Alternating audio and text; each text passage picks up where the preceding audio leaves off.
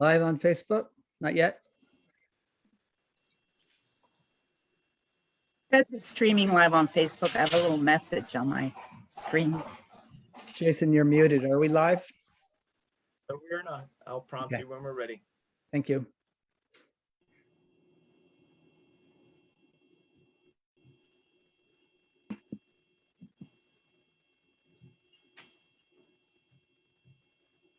Hey, Chair, we are live on Facebook. Thank you, everybody, for joining us this Sonoma County Coast Municipal Advisory Council, our public general meeting. Cindy, would you like to start us off? Okay, we're going to call to order, and it's 5:31. And we'll start with the Pledge of Allegiance. So I'll start slowly. I pledge allegiance To the flag to the flag of the United States of America and to the republic. Oh, I forgot the flag. I apologize. Should I start over? Okay, start over. Okay, sorry about that. I pledge allegiance to the flag of the United States of America and to the republic for which it stands, one nation, under God, indivisible, with liberty and justice for all. Thank you. Because there's a delay. I'm going to start the roll call, and going forward, I'm going to include the alternates if I don't see them in the screen. Then I know everyone who's here. So we'll start with Jay. Here, Okay. and I'm getting Beth? Beth on right now. Oh, good. Okay. Then I won't. I'll clicker is here. Scott, Present. Annie Cresswell, Marty. Yes. I think Paul's going to be late, I believe. And Anne is covering for him, correct? Yes, Correct. Anne is our full member of this meeting. Okay, great. Thank you. Here. Abby is out tonight. So Wanda, I know you're there. Liz. Here. Brooks Here. and Brian. Here. Okay. And let's see. Now we'll look at the approval of the agenda. Scott, are there any changes? Does anybody on the council have any changes to the agenda that was put out? No. Brooke, Scott, I thought you were going to mention that Eric Koenigshofer was going to be speaking to the LCP. I can do that now. It was a clarification I was going to make at the beginning of that item. Basically, Eric's here for us to discuss the LCP. Yes, good. Sorry, that is my dog drinking water. We're taking that middle bowl away. Okay, do I have a motion to approve the agenda? I so move. Okay, a second? I'll second. We all second. Brooks, Great.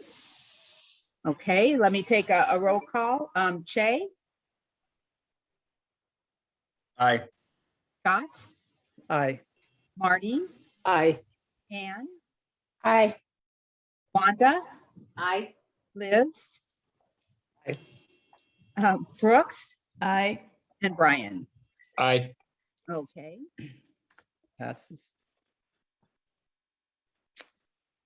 Are there any statements of conflicts of interest from the council members? Okay. And we do have correspondence. And just a sec, let me get my notes here.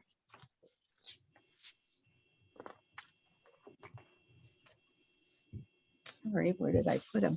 We received this from Jill Lippett, September 11th, so it didn't get into the agenda, but Cindy will read it. So, Okay, it says, Dear Coastal MAC member, And we are a group of concerned residents who for the past 2 years have been studying the proposed changes to the local coastal plan. We made important recommendations to PRMD in order to strengthen and safeguard our coast from environmental degradation, overdevelopment, and unchecked winery expansion, to name just a few of our shared concerns. Unfortunately, Permit Sonoma drafted their final version of the revised local coastal plan that not only failed to incorporate our detailed suggestions, but actually loosened restrictions and oversight in order to make it easier to obtain permits on the coast, which would avoid public input, scrutiny, or be appealable to the Planning Commission, Board of Supervisors, or even the Coastal Commission. Policies such as these show the county's flagrant disregard for public input, particularly when the law requires there be meaningful community involvement in this process. We understand that the Coastal MAC has been working on this issue and that you may be sharing some of your concerns, such as allowing fast tracking of commercialization of rural coastal communities and increased density without adequate evaluation of impacts or water availability, expansion of vineyards and wineries on the coast, more overnight tourism venues on rural land. There are no strong protections for endangered species, wildlife, and wildlife habitat, and no regulations of synthetic pesticides or rodenticides used in environmentally sensitive areas. Many of these eliminations of previous restrictions and safeguards contradict what Permit Sonoma states to be unchanged in their current vision of the LCP. We intend to offer many specific examples of what very real changes are actually in the fine print of the LCP when we have an opportunity to offer comments at the upcoming meeting. Since the Coastal MAC is supposed to act on behalf of the coast, we respectfully request that you strongly advocate for delaying the Planning Commission's approval of this version of the LCP, which is now on their October 7th meeting agenda, urging them to further revise the plan to address coastal community concerns. We feel confident that when you hear our long list of serious and specific complaints about this deeply flawed LCP draft, you will agree with us that the Planning Commission should refuse to adopt it in its current form. Hoping you will join us in using the best efforts and knowledge of the coast to stop this terrible LCP draft from moving further as it is now written. And Jill Lippett is one of numerous signers. There you go, Scott. Thank you, Cindy. I've received a text that some people are having a hard time logging on. Jason, is it possible for you to send the link out through Linda's announcement page? Maybe there are others that are having the same problem, if that's possible. Mr. Chairman, I just sent a chat note because I received a call I just took was from Patty Selwyn. She's reporting the same thing, that they can't get on. There's a bunch of people trying to get on. Okay. Page, and people will be able to access it there. Could you repeat that? It was Jason, that was quiet. I'm currently posting the link to Supervisor Hopkins' Facebook page. So that's facebook.com Supervisor Lynda Hopkins, and folks will be able to access it there. A lot of. Okay. Okay, moving on. Consent calendar. Approval of the July minutes. Are there any corrections for the July minutes? I will say I spoke briefly to Gary and he on revetments, and I had it spelled wrong, so I will correct that in the body of the minutes. Any others? Yeah. Cindy, Cindy, I do. On page 2, under Wanda Swinson's comments, and then you go a little further into that paragraph, Supervisor Hopkins' response. I think it should be Gold Ridge shouldn't have been in this business of fire services. I think it should have been Sonoma County Fire Services rather than Gold Ridge. Okay.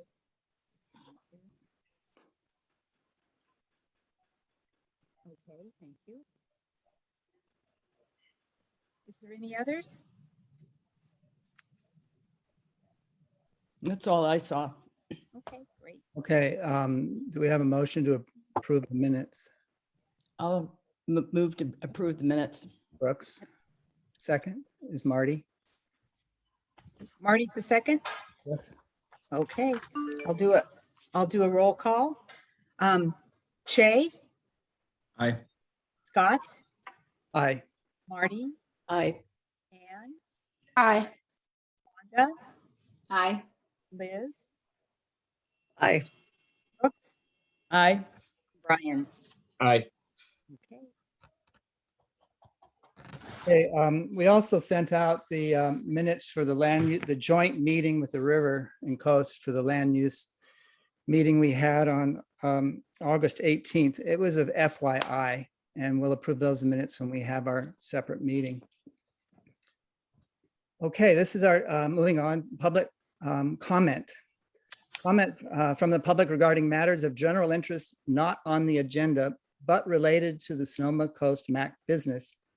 Pursuant to the Brown Act, the Sonoma Coast MAC cannot consider issues or take action on any request during this comment period. Due to time constraints, comments will be limited to 2 minutes. Are there any comments, Jason, in the public? Any hands raised? First is C. Higgins. Go ahead, C. C, go ahead. Good evening, everyone. This is just a quick reminder. This Saturday, September 18th, is actually Coastal Cleanup Day. And even though we can't have the huge event that we've always had with hundreds of volunteers because of COVID, we're still encouraging people to go out and do mini cleanups. We'll set up a small table at Shell Beach just for people if they want to pick up some supplies. Also learn how to use the Clean Swell app, because this is also a big citizen science day, and collect data on the types of debris that you pick up so that we can have meaningful legislation to try to reduce impacts. So this Saturday, if you want more information, go to coastwalk.org, but go out, protect your happy place, do a cleanup at the beach in your neighborhood somewhere in honor of that. Thank you. Thank you, C. Jason, just a moment. I think people are still having a hard time connecting. Where are they supposed to for it? There seems to be a conflict with the redistricting committee on Facebook. It turns out the link that was on the website was an older link. We have posted the new link to our Facebook page, and people have been able to join that way. We have 12 more people who've been able to Okay. join. So just through Facebook then? And we are also, Elise is working in real time to update the website. It's going to take a sync from the web publisher. So she's working on that right now. All right, thank you. But also the Zoom link is in the comments of the Facebook page, so people can go there and click on that to be able to participate via Zoom. Okay, thank you. Any other hands raised? Yes, we have Herman G. Hernandez. Oh yes, Herman, thank you. Go ahead.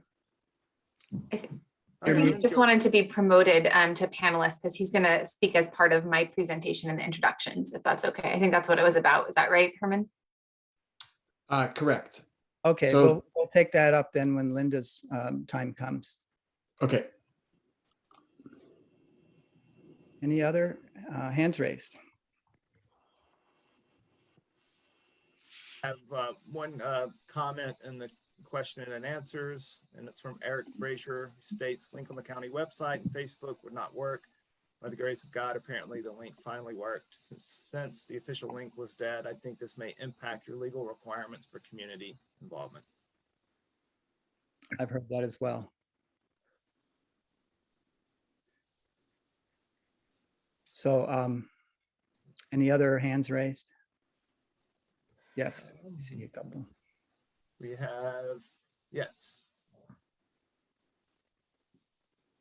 We have Norma Jellison. Go ahead, Norma, you're muted. Thank you. Norma? Was going to say the same thing that was previously conveyed to you, is that the link in Linda's email was invalid. The link on through the county was invalid. It took quite a bit to get into this meeting. So I know that there are at least a dozen people that had hoped to be on this meeting, and hopefully that link has been fixed. But it was very frustrating trying to get into the meeting, and I'd like to speak at an item on the agenda, but I'd also like other people to have an opportunity to speak that are having difficulty getting in. Thanks.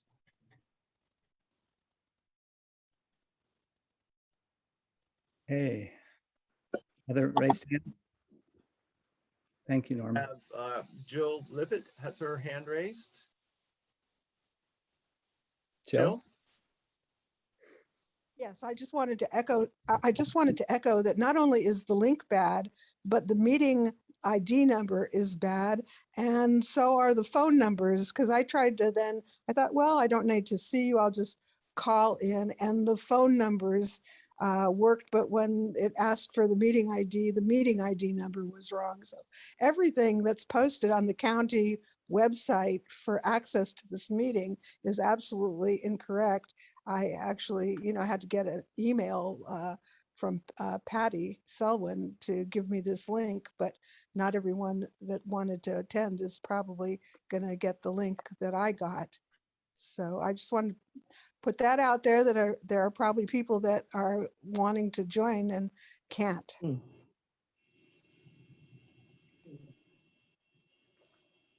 Well, I guess I need some advice as to whether we plod along or what.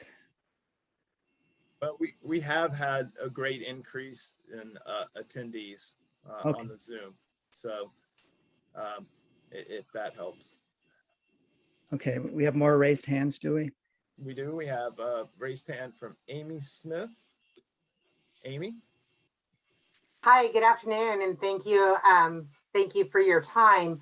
My raised hand was also about the same issue, and I wanted to bring up 3 points. One was the last major meeting, we had a very similar issue with the numbers, and the number 2 is I'm asking for solution orientated rather than looking back on problems, of asking one of the individuals that is responsible in this group with the county to take ownership of establishing correct audio video communications with the community, and to verify that they are working, because I'm concerned about your time being wasted and we're not adhering to the rules and the laws that allow public comment and allow access. And I understand with COVID, it's been, everybody's doing the best, but I too am living through my business of meetings, and we've had to adjust to confirm everyone has the correct information, the links work, the phone numbers work, because with this, there may be somebody that's going to come back and say, hey, this whole process is bunk because you didn't provide the access to the community to this forum. And so I think just taking a solution oriented approach, somebody needs to take ownership of that, and they need to make sure that it works every time. Also, we spent 27 minutes not having full access to the, a lot of people didn't have full access to the orientation and the introduction of the meeting. And that happened the last time, and it actually was nearly an hour. So I just want to emphasize how much we value your time, and we value what you're communicating, but we don't want you having to do it over and over again because of technical difficulties. So if somebody could own that, that would be really great. Thank you. Thank you. It's been suggested that, I don't know if this will help, that we allow some time towards the end, once this problem hopefully is fixed and people get in, for additional comment. So any more hands raised? There are no more hands raised, Chair. Okay. I guess I'd like some guidance. Do we just plod forward and hope to bring people in and give people lots of time to comment, or what? Who would like to, what experienced person would like to speak to that? God, I think it's good to have people say public comment later in the meeting to make sure that, that they can get in. Hopefully by then everyone will be in. Okay, so moving on, regular calendar items. Supervisor Lynda Hopkins is here to give her input and comments. Lynda, the floor is yours. Thank you.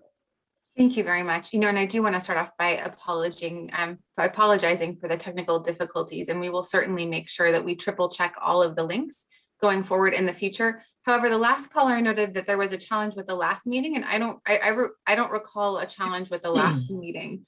I don't think that we've ever had this problem actually at any of our municipal advisory council meetings before. The team works very hard to try to make sure that everything is updated, and I think it was just an old link that had been left and not updated. So now just want to check in with Elise. Is the link now correct on the website? I just sent out a corrected link via the Sonoma Coast MAC email list and the 5th District email list. The correct link is now on the Facebook page. I have updated it on the website, but the county website doesn't sync every minute, so I have to prompt it to sync. Thank you all for your patience. We've been working furiously in the background to correct this as it has occurred. This is the first time we've had an old link, and we're I'm very sorry about it. We do have more and more attendees coming in at this point. We actually are at about our average number. So I think that we are safe to move forward given that, but we will work hard to triple check it again in the future. And thank you for your patience. This is also a recorded meeting, and so we will be able to send out the recording and all the information to all of our contacts afterwards, so no one will miss the conversation and the discussion. Thank you. Elise, will the sync happen shortly, or is that like hours? I have to find out that information. Okay. All right, Lynda, the floor is yours. Great. So I wanted to start off by talking about the process of redistricting and what that's going to look like for the county supervisorial districts. I'm going to start with some high level information, just sort of a set of facts, and then I'm going to share my personal perspective and my hope for the Municipal Advisory Council's role going forward. And then I'm going to hand over the microphone briefly to Herman G. Hernandez, who has been hired on as a consultant for the county to do some community engagement around this. I'm going to try to hear particularly from some of our rural communities that could potentially be impacted by redistricting. So kind of big picture overview, redistricting takes place every 10 years after the federal census. During redistricting, election district lines for federal, state, county, and other local elected offices are redrawn, really to reflect new population data and shifting populations and demographics. Redrawing maps provides a way for communities to ensure that Sonoma County's diverse communities are fairly represented and represented by a member of their community. Importantly, the Board of Supervisors established the Sonoma County Advisory Redistricting Commission specifically to advise and assist the Board of Supervisors with redrawing the supervisorial district boundaries. The commission is holding a series of public meetings to solicit input from the public on the composition of maps. And then the commission will select its preferred map or maps for presentation to the Board of Supervisors, which will then make the final map selection. And it's worth noting that this is actually really a first-time process of having this level of community engagement. In the past, it has typically been that the redistricting committee was actually comprised of the district attorney and the sheriff. So it was kind of a little bit more of a, honestly, like rubber stamp or check the box. And actually, our former supervisor, Eric Koenigshofer, was the supervisor when last there was a really substantial redistricting, and I'm sure he can fill you in on that history at some point. But the borders of the supervisorial districts haven't really changed, with that one substantial exception that was back when Eric was the supervisor. So with that, one of the things that will be looked at are communities of interest. Communities of interest are the overlapping sets of neighborhoods, networks, and groups that share interests, views, cultures, histories, languages, and values, and whose boundaries can be identified on a map. Some examples might include senior citizens, LGBTQI communities, residents who share a common language, or people who use the same transportation system. We've also kind of gone over why is the map important and how can it affect the community. I think that you all know how, as living as rural residents, how important supervisorial representation is in particular, and the jurisdictional authority that the county holds in terms of land use decisions in unincorporated areas. Although you also get to have the Coastal Commission for that as well. So one of the questions folks have been asking are, can I draw my own map for consideration? And the answer for that is yes. You can actually draw your own map and submit it for formal consideration to the ARC. There are a variety of tools that are available on the redistricting website, from paper maps to an online mapping tool that you can use to draw your own recommended map. And you can either draw your map or you can just submit written input. So now I'm going to read a few kind of dense things that are really the upcoming dates and the opportunities for engagement.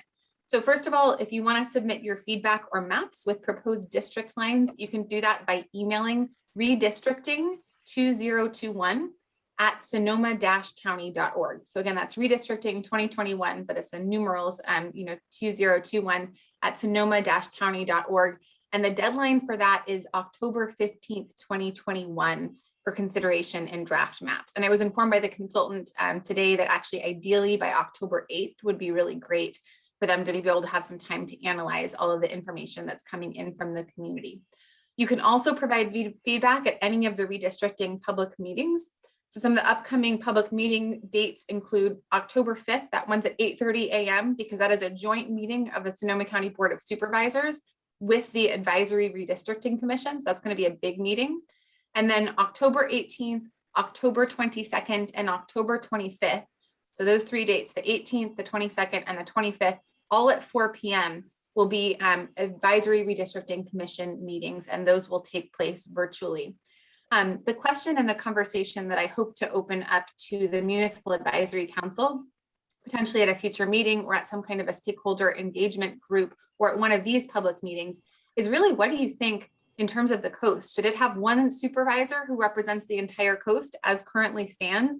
Or should there be multiple supervisors, which could actually potentially bring the strength of having more than one representative when it comes time to vote, right? So it's not a 4-1 split on the board, maybe it's a 3-2, or maybe it's a 2-3. What would it look like? And what do you think about that? Because it was a very purposeful decision decades ago to give the entire coast to one supervisor so that there would be one representative for the Coastal Commission, which was at that time forming. But over time, we have really concentrated our population along the 101 corridor, and in so doing also really concentrated the voting power along the 101 corridor. So now we have a very 101 corridor heavy Board of Supervisors, right? I'm sort of the exception, and Susan's a little bit of the exception also on the East County side.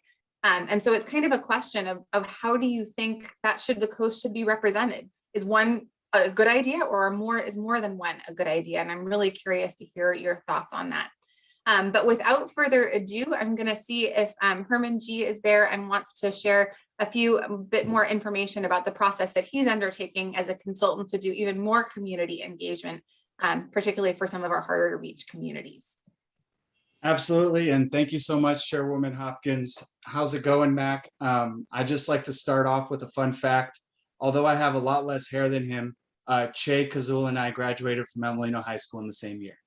But I am very excited. Happening, Herman.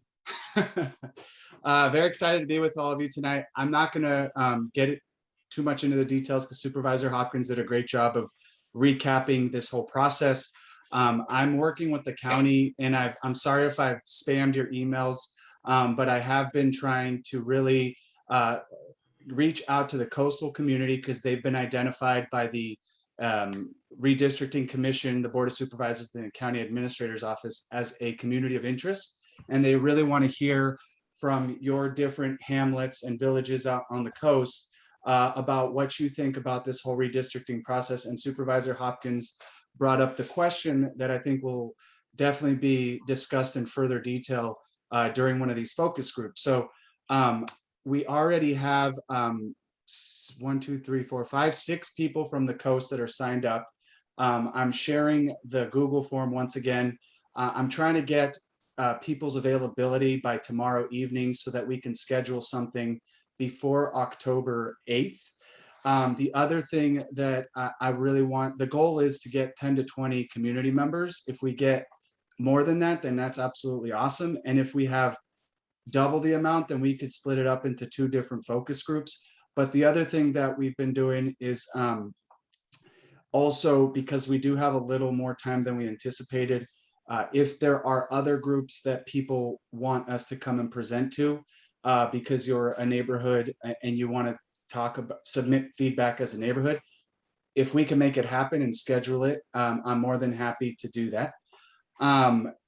Let's see, the other thing that we're doing is in partnership with the county, they're doing more high level presentations and map drawing kind of workshops. We're also going to be hosting a series of virtual town halls that you can also tune in on. It'll be open to the whole county, so you'll have perspectives and you'll hear other people's answers from other parts of the area. And I could share with those with the chair Farmer, so maybe they could disseminate it to the whole group. But basically, they're at the end of the month, they're after work hours, and they're going to be done virtually. But we're also hosting what we're labeling as map drawing parties, where we can also go to the people who don't have access to wireless or Wi-Fi, or have a phone where they can utilize some of the map drawing tools. We're going to come to them to post up, educate people about what the redistricting process is, what the county has already done, and then ask them the same questions that we'll be asking people virtually, because the main goal of the advisory commission, as well as the board of supervisors, is really to engage communities that have been historically underserved and not heard from during these types of processes. So thank you so much. I left the Google form here in the chat. If people sign up, also commissioners, please feel free to share that with other neighbors and community members, because we also really want to hear from people who are not as engaged and as involved as all of you are. So we get a more diverse perspective. So thank you very much for your time. And I hope to see you at the focus group. Thank you so much, Herman. And I would hand it back to Chair Farmer. I know that a COVID update was also on the agenda, but I would just entertain questions on that if anyone has any questions, knowing that we're a little bit tight on time this evening. Okay, thank you. The council members have any questions or comments? Manda.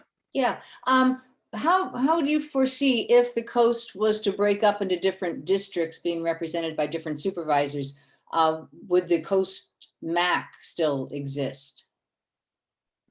I would say absolutely. I think that there is still a need for a unified coastal voice. And the question, and I have my own ideas, but I'm honestly more interested in your ideas and your thoughts as the coastal resident in terms of what you think the best kind of representation for the next 10 years will be for the coast. But I don't want to get rid of the MAC no matter what happens. There would just be either one supervisor attending the meeting or more than one supervisor attending the meeting. Thank you. Any other questions or comments from the council members or alternates? Are there any hands raised? Oh, Che, please.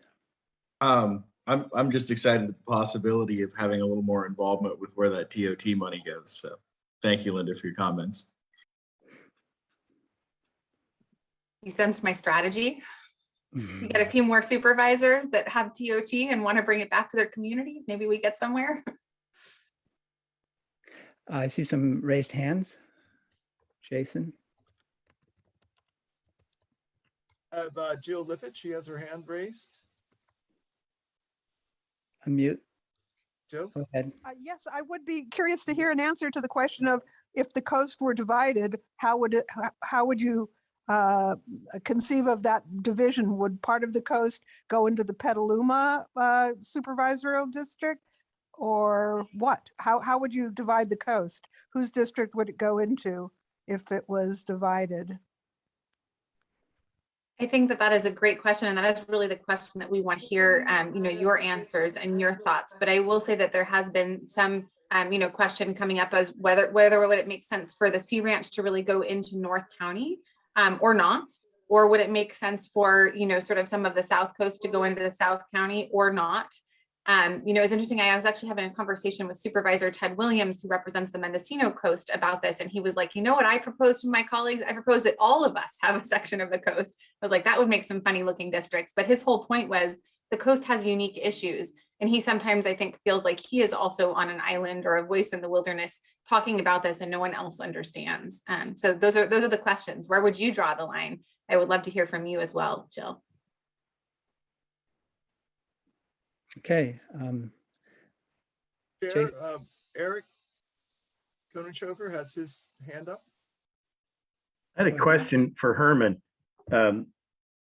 You mentioned people getting involved on the public committee part of it.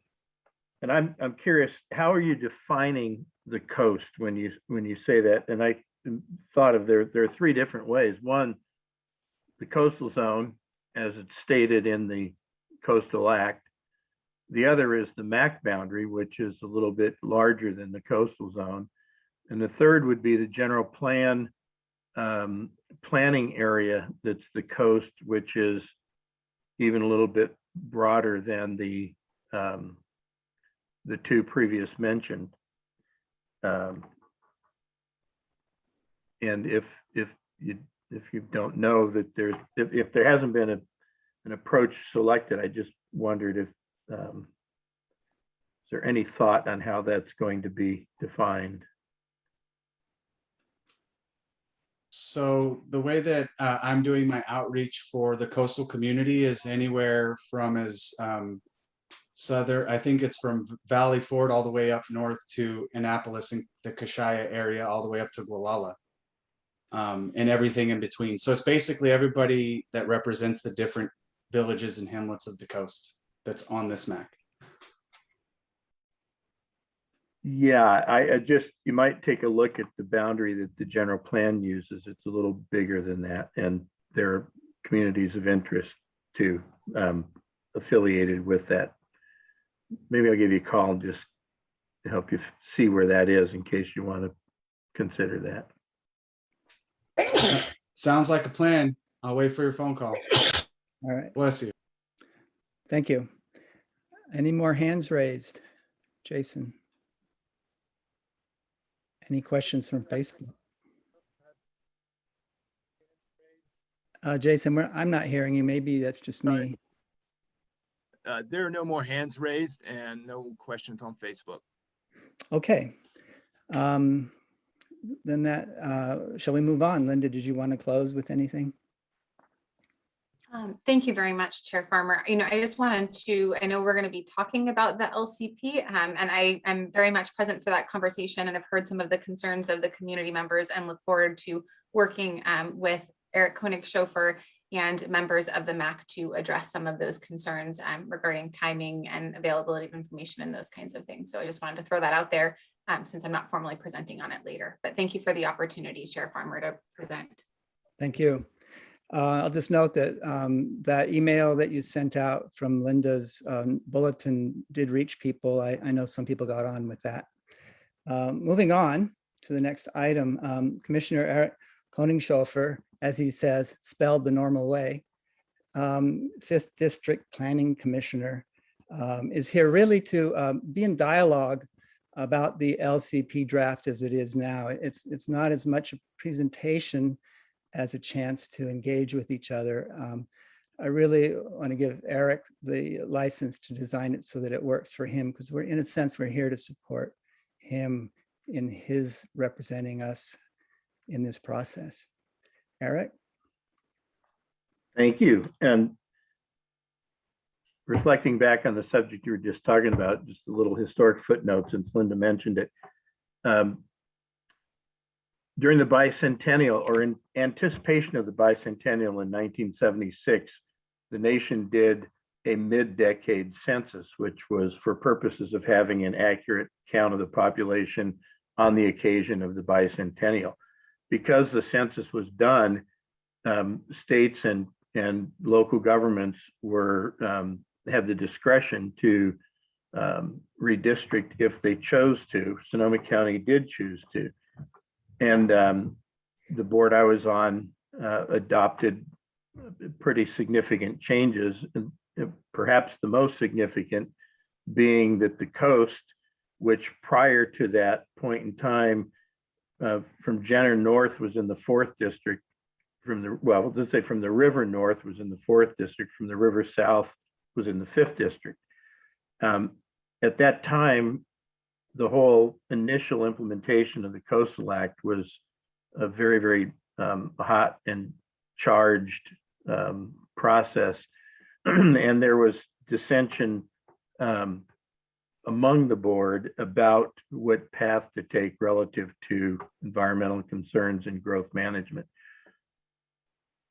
For that reason, the 5th district gave up Cotati and took the North Coast. The thinking was of the board majority at that time, Brian Kahn, Helen Rudy, and myself, that it was preferable to have the coast in one district so that we could have the coastal representative be on the Regional Coastal Commission. And then I did that for purposes of fashioning the initial LCP.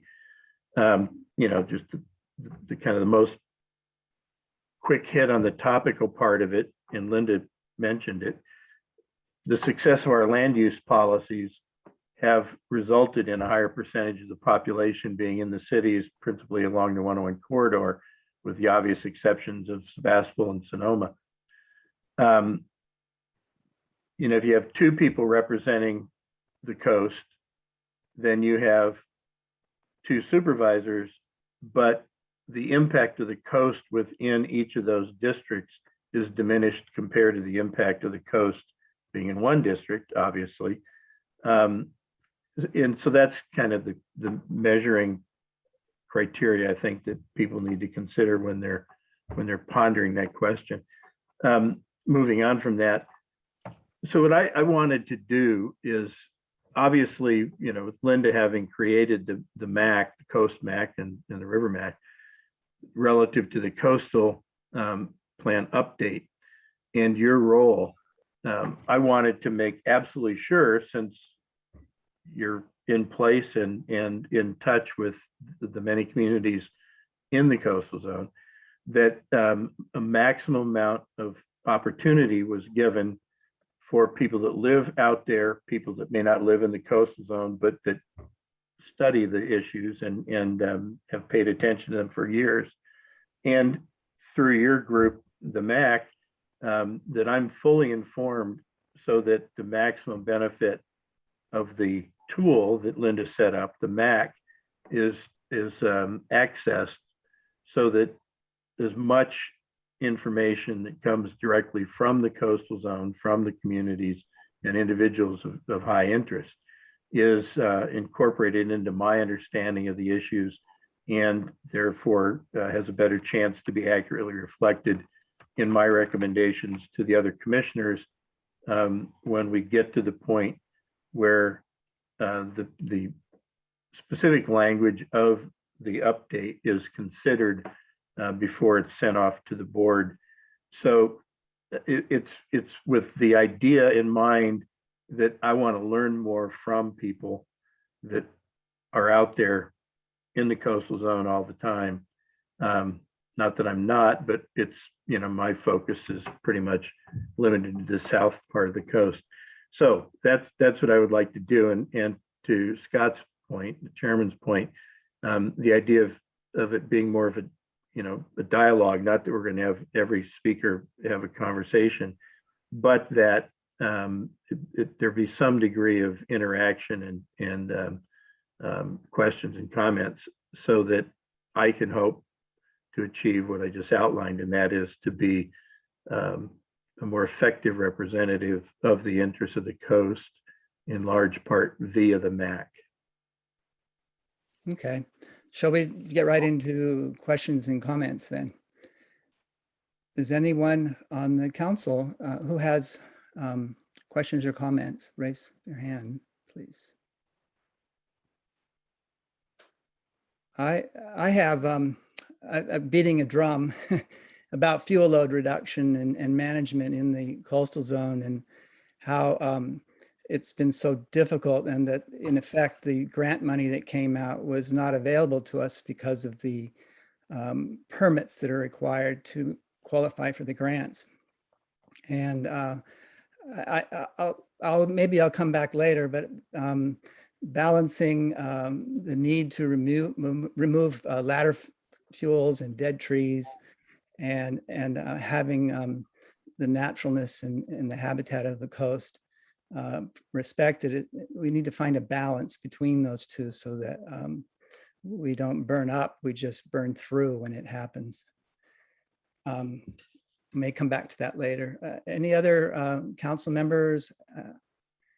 So let's go to the public. I see 2 raised hands. Jason?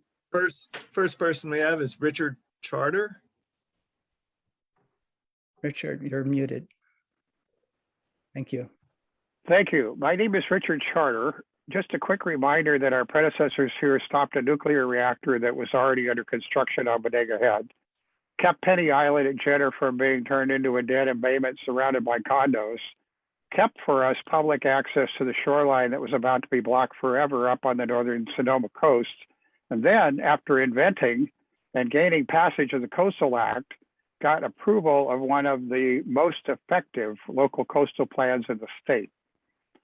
Recognizing that occasional updates of our LCP are probably a good idea, we are now at that juncture for a well-considered update to keep us current with new threats. But I attended and listened carefully at all but one of the public workshops on the current LCP update, and I was on all of the online webinars, plus reviewing hundreds of pages of documents, and I duly submitted a short letter outlining key points back in February of 2020, which unfortunately have not been addressed. And I'm sorry to have to say that the present draft version of the LCP update that is currently out for review is not ready for prime time for reasons that would take me longer than my allotted 120 seconds, but involve no responsible oversight of vacation rentals, no controls on dangerous pesticides that are harming our coastal wildlife, no right of our citizens to have the same meaningful input on coastal industrialization from cable landfalls and substations from floating offshore wind arrays to our north that our voters overwhelmingly retained for us in the 1980s for onshore processing plants for then planned offshore oil drilling. And just too much general plan style wiggle room and excessive arbitrary discretion being granted at a time when the mercenary pressures to turn our coast into a privatized cash cow for outsiders is mounting, and we can now clearly see all around us. Thank you for your service. Thank you, Richard. Jason?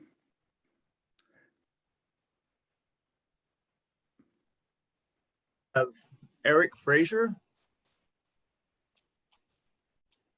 Yes, thank you. This is Eric Frazier with Truth and Tourism. Thank you very much for the informational meeting today. Sorry with all the technical difficulties, but really I think there probably is a standard that legally you should have a link that's established and correct probably a week before the meeting if you're voting on anything. So at any rate, this is a great informational meeting, and I always appreciate the perspective of Commissioner Koenigshofer. I find him to be remarkably well suited for his role. Let me talk about the LCP for a minute, as I've observed a number of issues as well. First of all, there has been really lackluster public involvement. It's clear from the Coastal Commission in so many ways, whether we're talking about STR issues or we're talking about impacts, environmental impacts, that visitors play a key role in how an LCP should be formed. There's been no outreach to visitors. In fact, when we talk about the supervisory district boundary question, the 5th district leadership barely knows who uses the coast. Measure B was a play on demonizing tourists that come from faraway places by the millions to create these environmental impacts, when in fact, most of the users to our coast come from within the county. So there is a big misunderstanding about the role that visitors play and deficiencies in leadership to get the job done. Your LCP is defective as it stands, and I think it's because of a defective process in your outreach. Thank you. Thank you, Eric.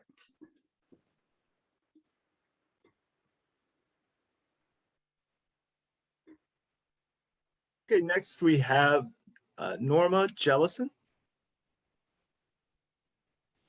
Norma, go ahead. Thank you very much.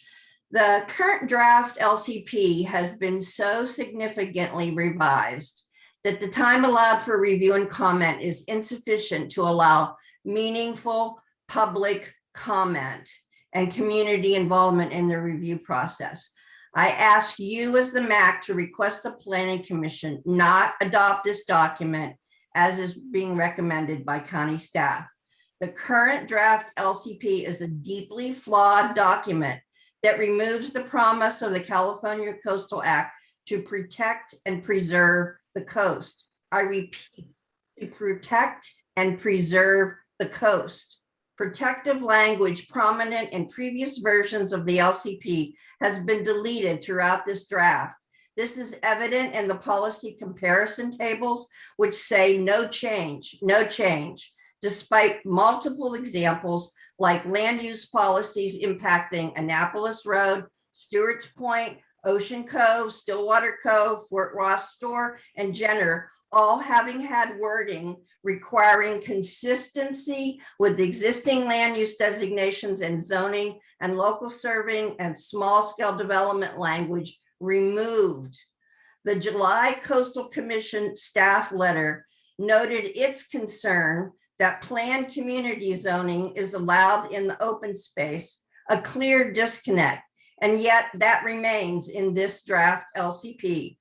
I urge you to request the Planning Commission remove the draft LCP as an action item at their October meeting and pause the process to allow more meaningful public comment on this very changed document and allow the document to be improved to fulfill the promise of the California Coastal Act to protect and preserve the coast. Thank you.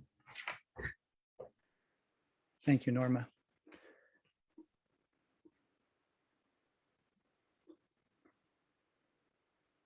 Next, we have Margaret Graham.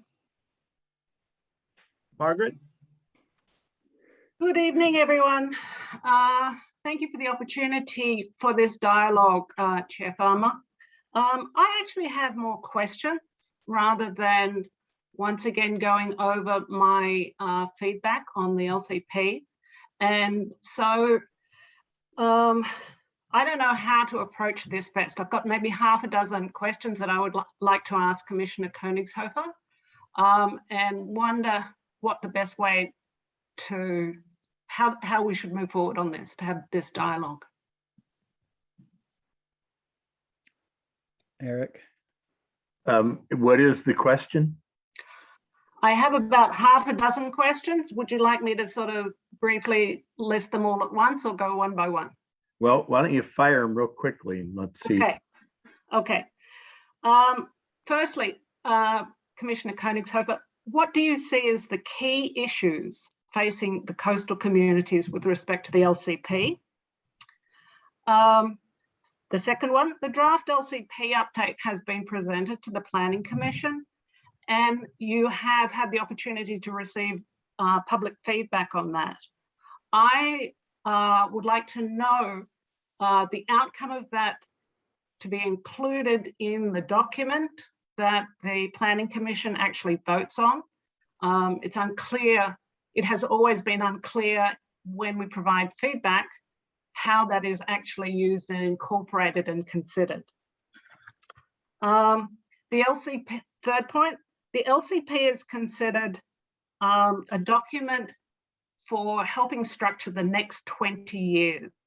I personally don't see that the LCP provides sufficient analysis on what they see the needs of the next 20 years along the coast as being, and I wonder what your views on that are.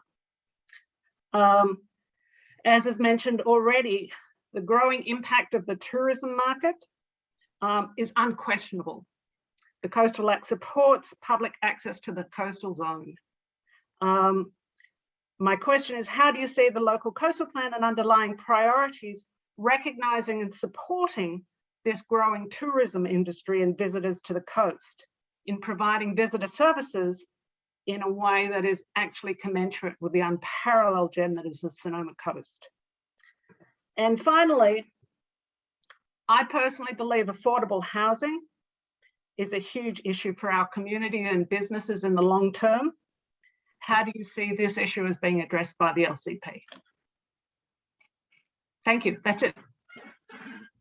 Well, that shouldn't take too long. You know, I would just say that the answers to the questions you pose are exactly what I am currently not prepared to recite, and hope to gain a better depth about those questions and the answers to them. You know, and there's no question that I think the core is the issues you just recited and many others can be defined as having and being points of tension in terms of policy, and getting as close as we can to meeting the requirements of the Coastal Act relative to access and visitor serving facilities and so forth, including addressing the issue of workforce housing. That is the exercise, and the fact that these questions are so complicated. And for me, looking back to the very first local coastal plan that we put together, looking at the one we currently have and looking at the future, we're always trying to look ahead, you know, 20 years. And obviously, you know, there's informed guesswork in that, I would say. And I suppose that I would think that we're closer to having fully vetted what's proposed, what's on the table as a draft, and the questions that any of you might have that come up this evening or elsewise. When, you know, when there aren't so many questions, but there's discussion about proposed approach, then we've gotten closer. And for me personally, you know, the debate back when and the debate today and the debate tomorrow is how do we manage what you characterized correctly as a gem seen behind me on the screen in part, without, you know, resorting to that old phrase, without killing the goose that laid the golden egg. And that to me is all about the core issue of trying to do planning. And that is to try to recognize what your public policy goals are within the realistic confines of the carrying capacity of a place. And from the feedback I've gotten talking to people, I think we're pretty far from having a sense of consensus in the community, or even a sense of closeness about where the draft is, to being mindful of the carrying capacity while still being responsive to the requirements. And I just want to say a footnote relative to affordability of housing and workforce housing.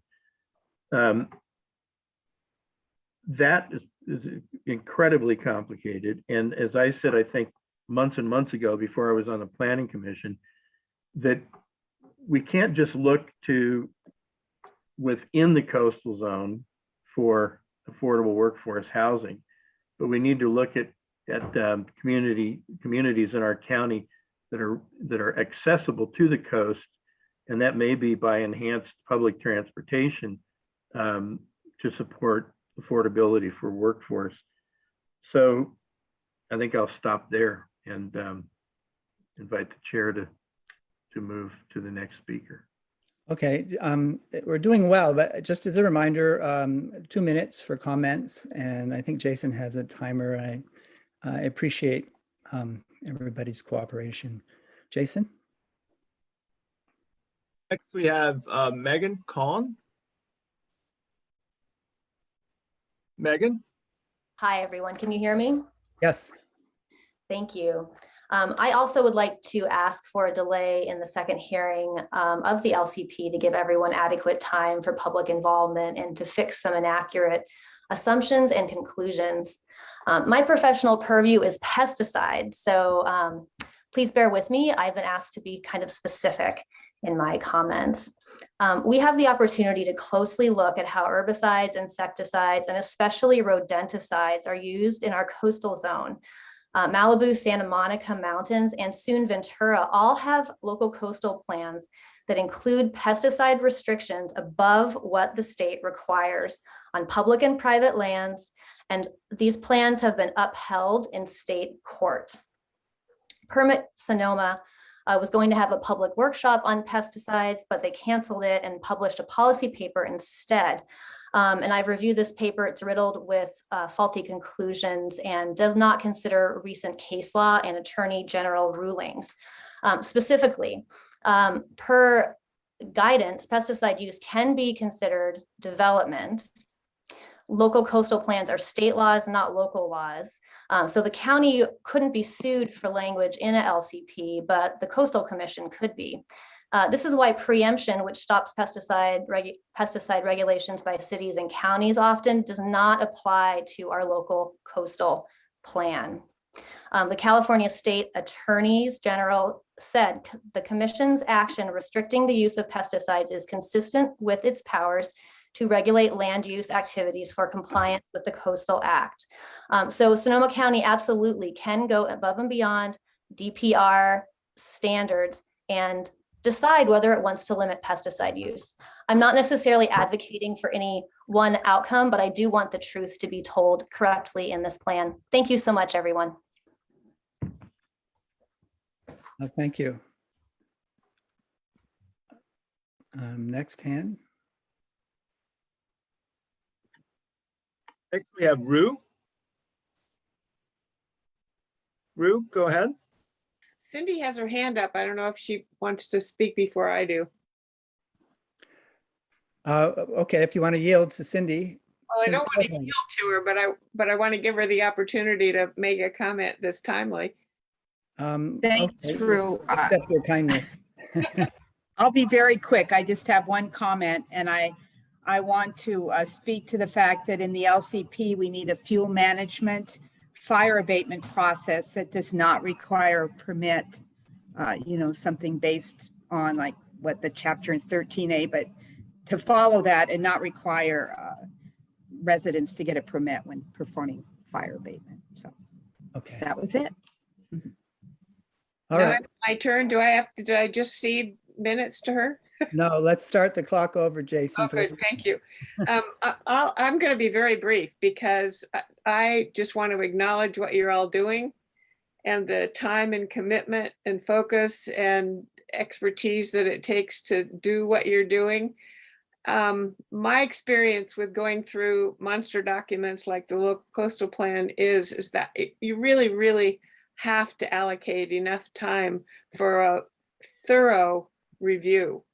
And I would hope that the MAC will, having probably at least dug into this a little bit, ask the supervisor and the planning commission to allow adequate time for a very thorough review of the document and for adequate time for public input, including you. I think it's really important that you continue to have input into the coastal plan. It does last at least 20 years. Sometimes they don't get reviewed and updated as often as they're scheduled, their cycle is supposed to be. So it could last a great deal longer than 20 years. And so we really do want to spend the time to get it right. My only specific comment, which isn't even really specific, is to hope that you acknowledge that in the coastal plan, water is really critical. The entire coastal area is in class 4 water availability, and that's the worst. So anytime we look at any kind of action that involves water, which is pretty much any action, that has to be taken into consideration. And I will go into detail with that later, but not at this time. And once again, I really want to thank you and encourage you to request the adequate time for review and public input. Thank you. Thank you.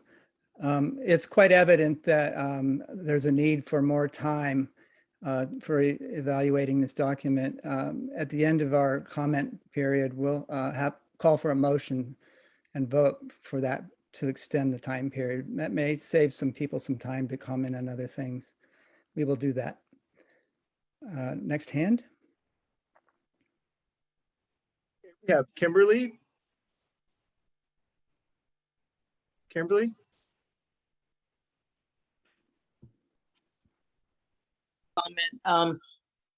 The policy that jumped out at me, and I'm in the draft LCP, and again, I need more time to review the whole document, but it's policy COSRC-5B subsection 7. And it's just so vague and it's so wishy-washy, and it reminds me of what Mr. Charter said. You know, we're using very general plan language in this, and this is unfortunate. You know, it talks about smaller buffers for ESHA. It talks about the county must find reduced buffers in certain situations, and it has words like feasible in the policy that I just cited. So these are very uncomfortable words for me. How do you possibly enforce such words? And I think that, you know, we need to take time and get rid of that type of language in this LCP. And, you know, we want to balance, you know, everything, but the balance right now is really tilted heavily in favor of extinction. So I'm pushing for much better mapping of ESHA, increased ESHA findings, because these species will need to migrate. We know it's coming. And I think that so far this document doesn't really take into account the future and the present and our experiences of the past, where we've just killed you know, a lot of our areas by death by 1,000 cuts. So thank you again for your service and your conscientious work. Thank you. Thank you. Okay, next up we have Carol. Carol? Hi, thank you. I'm a full-time resident of Jenner and a professional writer and editor. For 2 years, I've been trying to read this document and finding it impenetrable. I suspect that this impenetrability is intentional. In Politics in the English Language, George Orwell warned us about vagueness and sheer incompetence as the most marked characteristic of modern political writing, when it consists less of words chosen for the sake of their meaning and more of phrases tacked together like sections of a prefabricated henhouse. This LCP overflows with examples of unclear language. Verbs such as encourage, consider, avoid, limit, assure, words like Kimberly just mentioned, feasible. These will be exploited to destroy our coastal zone and our existing communities. I'm especially worried about policies that encourage modest infill of visitor and local serving commercial development in Jenner and communities to the north. Growth there will increase traffic and noise at the edge of the Russian River estuary, which is a protected zone for marine mammals, salmon, and other wildlife. Last week, the Coastal Commission staff commented on this draft. They said in their letter, policies that are requirements need to be stated as shalls, not as encourage or consider, as the use of this type of terminology will make these policies not actionable. Orwell also declared the great enemy of clear language is insincerity. When there is a gap between one's real and one's declared aims, one instinctively turns to long words and exhausted idioms. Let's get gaps out of this LCP. Thank you. Thank you.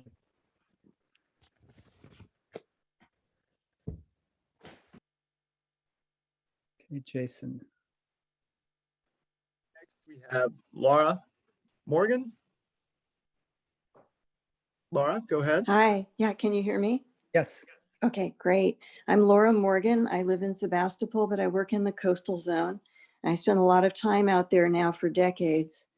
And I got involved 2 years ago with a group of people who had a lot of experience advocating for the coast, particularly environmentally, and got involved for the first time in some environmental activism.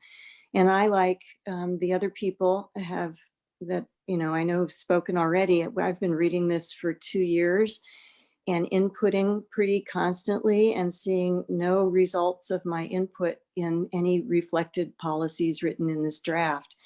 And if it's taken me 2 years as somebody who went through medical school to get to the point where I finally begin to see what's happening, I think we really need to give people on the Planning Commission, even though that's their job, I still think it's such a monumental document that it needs proper public input based on understandable language, on good organization, which even the Coastal Commission staff said was lacking in this draft, on specific policies and definitions, a good glossary, all of which the Coastal Commission has called out as lacking in this current draft. They actually sent a letter to our Permit Sonoma staff 3 days before Permit Sonoma sent a letter to our planning commissioners recommending approval. And in that letter, there were many suggestions. My concern is primarily like Kimberly's about environmentally sensitive habitat areas. And they noted in their letter that there were a lot of dropped policies. And just to quote, the protections of native plants and trees, the required preservation and restoration of wetlands and marshes, the requirement to promote production of native habitat and shoreline, policies regarding development allowed near streams and within streams and riparian corridors are missing. Quote, these may have been inadvertently dropped, but they all provide important guidance and requirements related to coastal resource protection. And they say, we will have further comments on these once we have seen them, asking for specific documents guiding the policies in our current draft. So thank you all for listening. Thank you.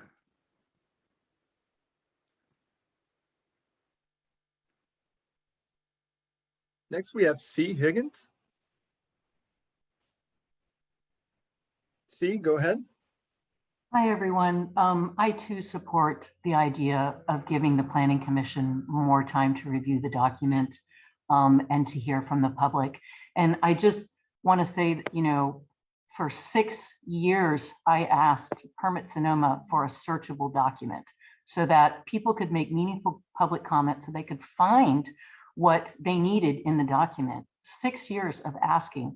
And it was just bringing it to the Planning Commission just that one time that they worked their magic and we got a searchable document within a few days. So I am grateful for the Planning Commission to ask that. So I think I might as well put all my other asks out there since you guys were so effective in getting that first one done. We still need a complete table of contents and an index. There is no comprehensive or sequential organizations of policies, goals, objectives, and programs. There is no reasonable regulation on short-term rentals. And these are all things the public has repeatedly asked for. There are no policies to properly regulate aquaculture. There's no requirement of up-to-date water availability studies to limit development. There is no clear effort to identify or preserve critical areas impacted by sea level rise to allow for retreat. There are no specific adaptation measures identified for each area along our entire coast vulnerable to sea level rise and bluff erosion. There is no recognition of the value of saltwater marshes and no policies to protect them, rather instead policies to push development such as boardwalks through them. And most importantly, there is not a single mention of any restoration efforts, restoration of impacted and depleted coastal resources and sensitive areas. In addition, 34 new policies in the public access element. Then I think they all need to be reviewed because they're pushing tourism, not public access, balanced with preservation of coastal resources. I have more, Eric and commissioners, if you're interested, many more specifics. Thank you. Thank you, C.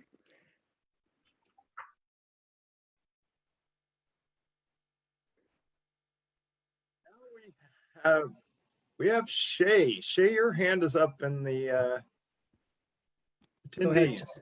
Is that you, Shay? Dang, Shay or Che? 'Cause my hand's not up. Okay. Somebody's using your name. Could be Beth. Are you? Why don't we? Hello?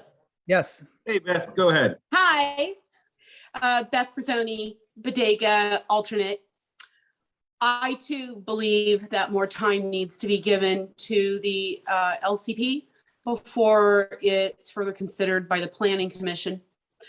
I agree with the majority of everything I have heard others discuss tonight. I will admit I disagree that tourists have a say in the LCP. But I, by and large, agree with everything else I have heard. I also would ask, where in the LCP are personal property rights not being infringed upon for access mentioned? That is in the Coastal Act, and I'm not seeing it mirrored in the LCP. Thank you. Thank you, Beth.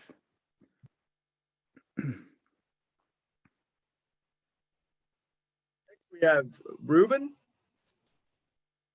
Ruben, go ahead. Yes, I would also like to ask the Planning Commission to take the time to thoroughly vet the LCP. I recently spent time reviewing in detail an 8-page letter to Permit Sonoma planners from the district manager of the California Coastal Commission outlining a considerable number of omissions or problems with language and organization of the current draft of the LCP. Permit Sonoma received this letter on July 23rd, yet on July 26th, without addressing any of the serious issues pointed out by the Coastal Commission, a staff memorandum was presented to the Sonoma County Planning Commission recommending adoption of the current draft. This is the same response that for years of meetings with the community members received no real consideration given to valuable and important community input and Coastal Commission recommendations. This squanders time and resources of the community and now the staff of the Coastal Commission. Permit Sonoma would have better used their time merely updating the original LCP to incorporate sea level change and climate changes, as well as provisions to control the use of pesticides and rodenticides. But Permit Sonoma staff seems to be more interested in commercial development rather than protection of the coast. Just to demonstrate the suggestions of the Coastal Commission in this letter, here are a few comments from the letter, and I'll quote: "The LCP effectiveness may be lost due to the current system of organization." Quote, "LCP itself potentially is confusing and difficult to implement, particularly in relation to the understanding of which policies might apply in each scenario." Quote, "Energy resources, policy, climate change section, the discussion on sea level rise, storm surge, and extreme events has been removed. The county should consider adding it back in." Quote, We're time. oh, I'm sorry. I think that, Eric, you've seen that letter, haven't you? Yeah, so that message is in Eric's, Commissioner Koenigshofer's hands. So that message is delivered.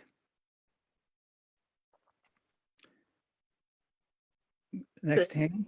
Next we have, I believe it's Patty. Patty? Hi there, thank you. Has anyone here been to the Jersey Shore? Can I see a show of hands from the folks in the gallery? And if you've been there? Oh, just one, okay. Well, if not, before you go to bed tonight, please Google images Jersey Shore, or maybe do it first thing in the morning so you don't get nightmares. If you have been there, I want to remind you that this portion of the eastern coastline was once as pristine as our coastline. The difference is the people in power didn't protect it, and they sold out the Jersey Shore to the highest bidders. The current draft of the LCP paves the way for another Jersey Shore right here, allowing for more commercialization, more visitors attraction, even a boardwalk. Think Ferris wheel, folks. It's both ironic and appalling that our Sonoma coast is now threatened by a document that's supposed to preserve it. Allowing unchecked development on the coast ignores the reality that the infrastructure is already stretched beyond capacity. You know as well as I do that our coast can't handle more commercialization in the face of water shortages, wildfire threats, limited emergency services, and dangerously congested roads. A couple of decades ago, a 95-person citizen committee worked with our county staff to create an LCP that represented not only the goals of the planning staff, but also those of an engaged public. Contrast that process from several years ago, where the county has held numerous workshops and listening sessions only to blatantly ignore public input. This disingenuous process has been a con under the guise of listening, giving business and development interests what they want. Asking for public input and then ignoring it shows incredible contempt. Permit Sonoma has failed to listen. This plan must be delayed and rewritten. We request that the MAC recommend to the Planning Commission to take all the time they need to get this right. One can only wonder what motives are driving the planners at Permit Sonoma to craft such a document. Perhaps LCP should stand for Let's Can the Planners. Yeah, thank you, Patty.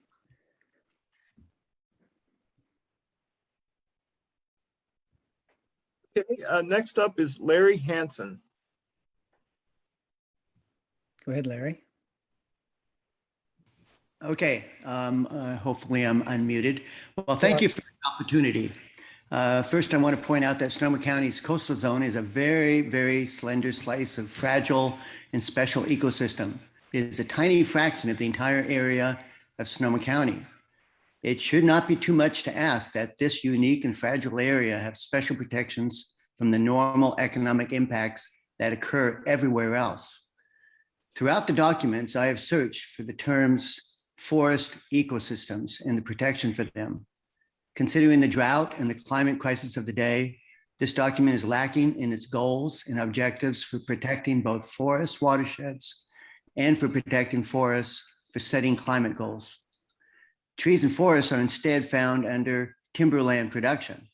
Setting goals and objectives for timberland production does not necessarily protect forest ecosystems or address climate goals. In fact, logging with mature tree removal, disturbance, and the myriad of their associated activities have a negative impact on both watershed values and meeting climate goals set by Sonoma County, actually. So with all the impacts affecting us today, Sonoma County should have a goal for this narrow sliver of land and water where forests are best left standing to grow and being protected for the crucial benefits at this time. So I recommend a new section in the LCP on forest ecosystem that would address both forest watershed protection as well as for meeting county climate goals.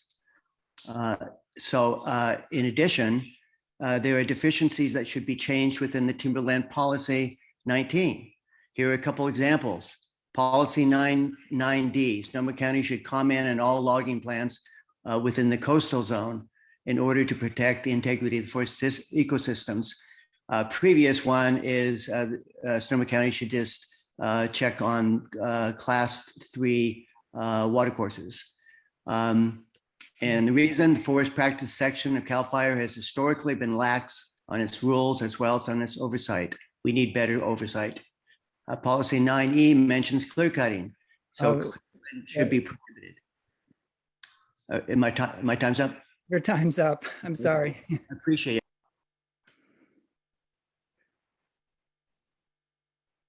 Next, we have Joe.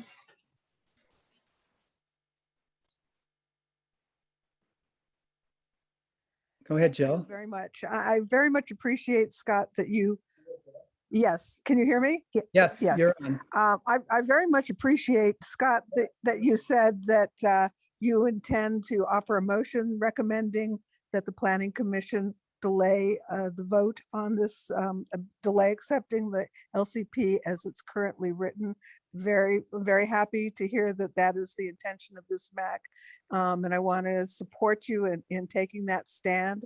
I've been very disturbed myself. I don't want to be redundant, but have been equally as disturbed as the other presenters with the fact that the Coastal Commission itself found 8 pages, and I understand they intend to have many more critiques of the current LCP, and yet the Permit Sonoma presented to your MAC a very different version of the LCP than the Coastal Commission was critiquing. And I think our group, the Save Our Coast Working Group, just recently circulated to you, to the members of the MAC, the critiques of the Coastal Commission that have not only been ignored by Permit Sonoma, but hadn't been shared publicly by Permit Sonoma to you when they were presenting to you a very pretty picture of the LCP.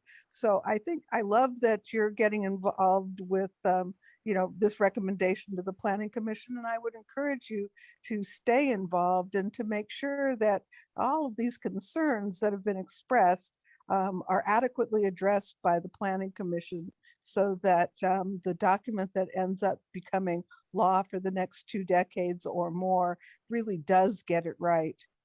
Thank you. Thank you, Joe.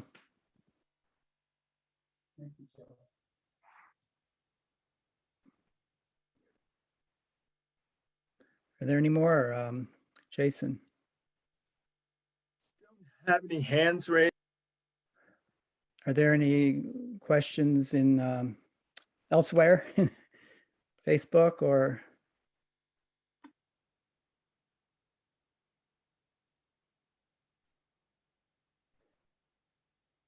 Hearing not. Eric, did you want to comment at this time? Pardon, Chair, I was on mute. We do have a couple of comments, questions in the Q&A, and I'll just go ahead and read those. One is from Robin Redirow, and it's, I'm interested in hearing what else C has to say. And then the next is from Lawrence Wilcox, who's requesting, what is a good email address for Eric K? I'm working on a response to the CEQA for the R&R hotel near De Bruva, and would like to forward a concern from many neighbors interviewed potentially. I believe Elise is responding to Lawrence right now. Thank you, Elise.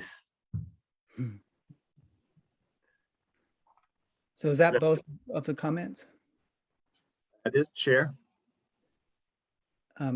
Eric, would you like to comment or? Yeah, thank you. First of all, I want to thank you and the MAC for taking this on this evening. It's been very helpful, and it's an hour and a half well spent, I think. And I also appreciate the level of preparation and the adherence to the timeline that the speakers gave, which I think is illustrative of the quality of input and the commitment of time and analysis that our community benefits from with all these folks, the work of all these folks. And so let me just say that the way this works, as far as my experience goes, is that the Board of Supervisors will look to Lynda on when this gets to the board. Of course, they will consider what the Planning Commission does, but obviously this is Lynda's district, and her direction and her preference on these matters will weigh heavily with the board when it comes to that. I see my role in service of the district, the MAC, and especially Lynda's administration to be the link that tries to really engage all of this concern, research, and input and fashion it so that it is incorporated as much as possible into the document. And that takes place, now and between now and when the matter is finally heard at the Planning Commission. And it maybe I would expect it would be more than one meeting. My approach to this is that having been through this process in a variety of contexts, this stuff really does matter. And obviously, being a lawyer, I have a great appreciation how much language matters. And my commitment is that I'm not going to recommend a document be advanced until I am clear that I've understood and embrace everything that's in that document. And I think because it's in the 5th District and I'm the 5th District Commissioner, that duty falls to me. That's the appropriate task that the Commissioner should play. With that in mind, I think what we see tonight is that there's work to be done, and I don't see that that as far as I'm concerned, that I can be prepared by October 7th, given what has been outlined tonight. And I'm anxious to hear from the commissioners of MAC what your thoughts are on what we've heard. Any comments before we call for a motion from the MAC? Brian? I guess my question is, there was a lot of talk about portions that were deleted, whether willfully or not. If so, have those been restored, or what's the update on that? Eric? Yeah, I don't know. I mean, basically what I take from this meeting, there are two kind of extremes that could have been this meeting. A bunch of people come and speak to you and give testimony that they like the document, they like where it's headed, they feel like they've been heard, they feel like it's consistent with the state commission's commentary and so forth. And the path is clear, let's move forward. The other version is what we heard. And to your question, Brian, it's one of the things, I don't know if you noticed me looking down, but I took copious notes throughout. And it basically it's a worksheet. I need to follow up on this and this and this. And so the answer is, I don't know. And the task is to find out. Thank you. Okay. I'm calling for a motion to advise the Planning Commission to extend the date for consideration to allow for more additional comprehensive community input and understanding of the document before it's taken under consideration. So moved. Second? Second. Brooks, second.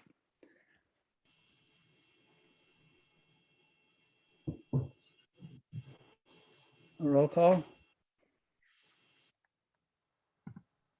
Vote, Cindy. Oh, you're muted, Cindy. There you go. Sorry about that. I was too focused. Okay, let's take a roll call for the vote. Jay? Aye. Scott? Aye. Marty? I'm gonna vote aye, but I also had a comment. I had my hand up. I'm sorry, I missed that. Did you But- want to comment before we vote? Well, one of the things that we raised either 2 months ago in the MAC meeting or at the Planning Commission meeting which was a few days later, was the issue that there isn't a red line version of the the previous draft document to this document. So it's very hard to find the things that have been deleted. And Eric made the comment at that meeting. He asked the Permit Sonoma staff to provide a red line version. And I confess, I haven't gone to the Sonoma County LCP webpage to see if there's a red line version, because I have been discouraged in the past over the last few years, like everybody else. So I'll do that. But I think it would be useful to the public. Okay, so so that's not regarding the vote we're having, but a comment about the red lines along the lines of what C Right, said. right, and I voted yes. Okay. So Marty's aye. Yeah, and Anne, I think is probably on mute like I was. Aye. Okay, thanks. Wanda? Aye. Liz? Aye. Brooks? Aye. And Brian? Aye.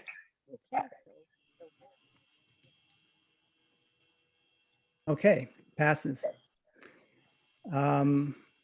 So unless Eric, you would like to say anything further, we'll move on to our next item. I'd just like to say thank you and all the people who spoke. Okay, thank you very much.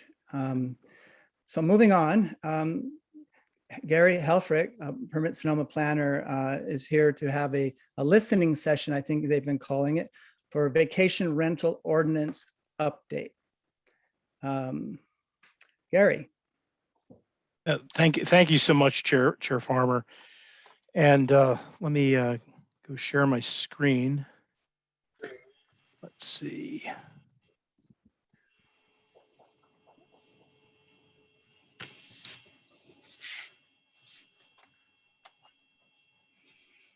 Okay, just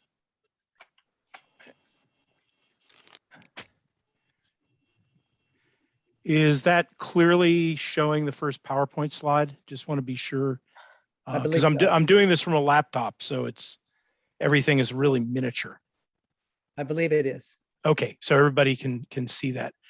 Good evening, council members. My name is Gary Helfrich, and I'm the Permit Sonoma staff assigned to updating the county's short-term rental ordinance. And I'm going to use the common term vacation rentals. We thought of renaming it, but everyone calls them vacation rentals. So I'm going to stick with that. Just some background so that everybody understands exactly what we're talking about, because sometimes people are confusing bed and breakfast, hosted rentals, things like that with vacation rentals. That it's rental of a home for 30 days or less, and that's set by the state. That's in the Revenue and Taxation Code. We have approximately 1,900 permits issued inland. We estimate there's 581 rentals in the coastal zone, but currently we do not regulate vacation rentals in the coastal zone because the current LCP doesn't have the provisions for either regulation or prohibition. And it's monitored in coordination with the Auditor, Controller, Tax Collector's Office for permitting and monitoring.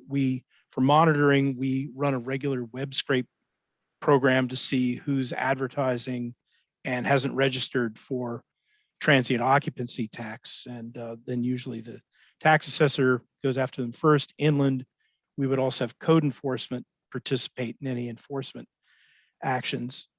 It's important in the coast, though, to understand a very different status here is the Coastal Commission has determined that vacation rentals are considered one of the components of coastal access, and especially in counties that don't have adequate lodging in other forms. And in Sonoma County, we really don't have a whole lot of traditional lodging.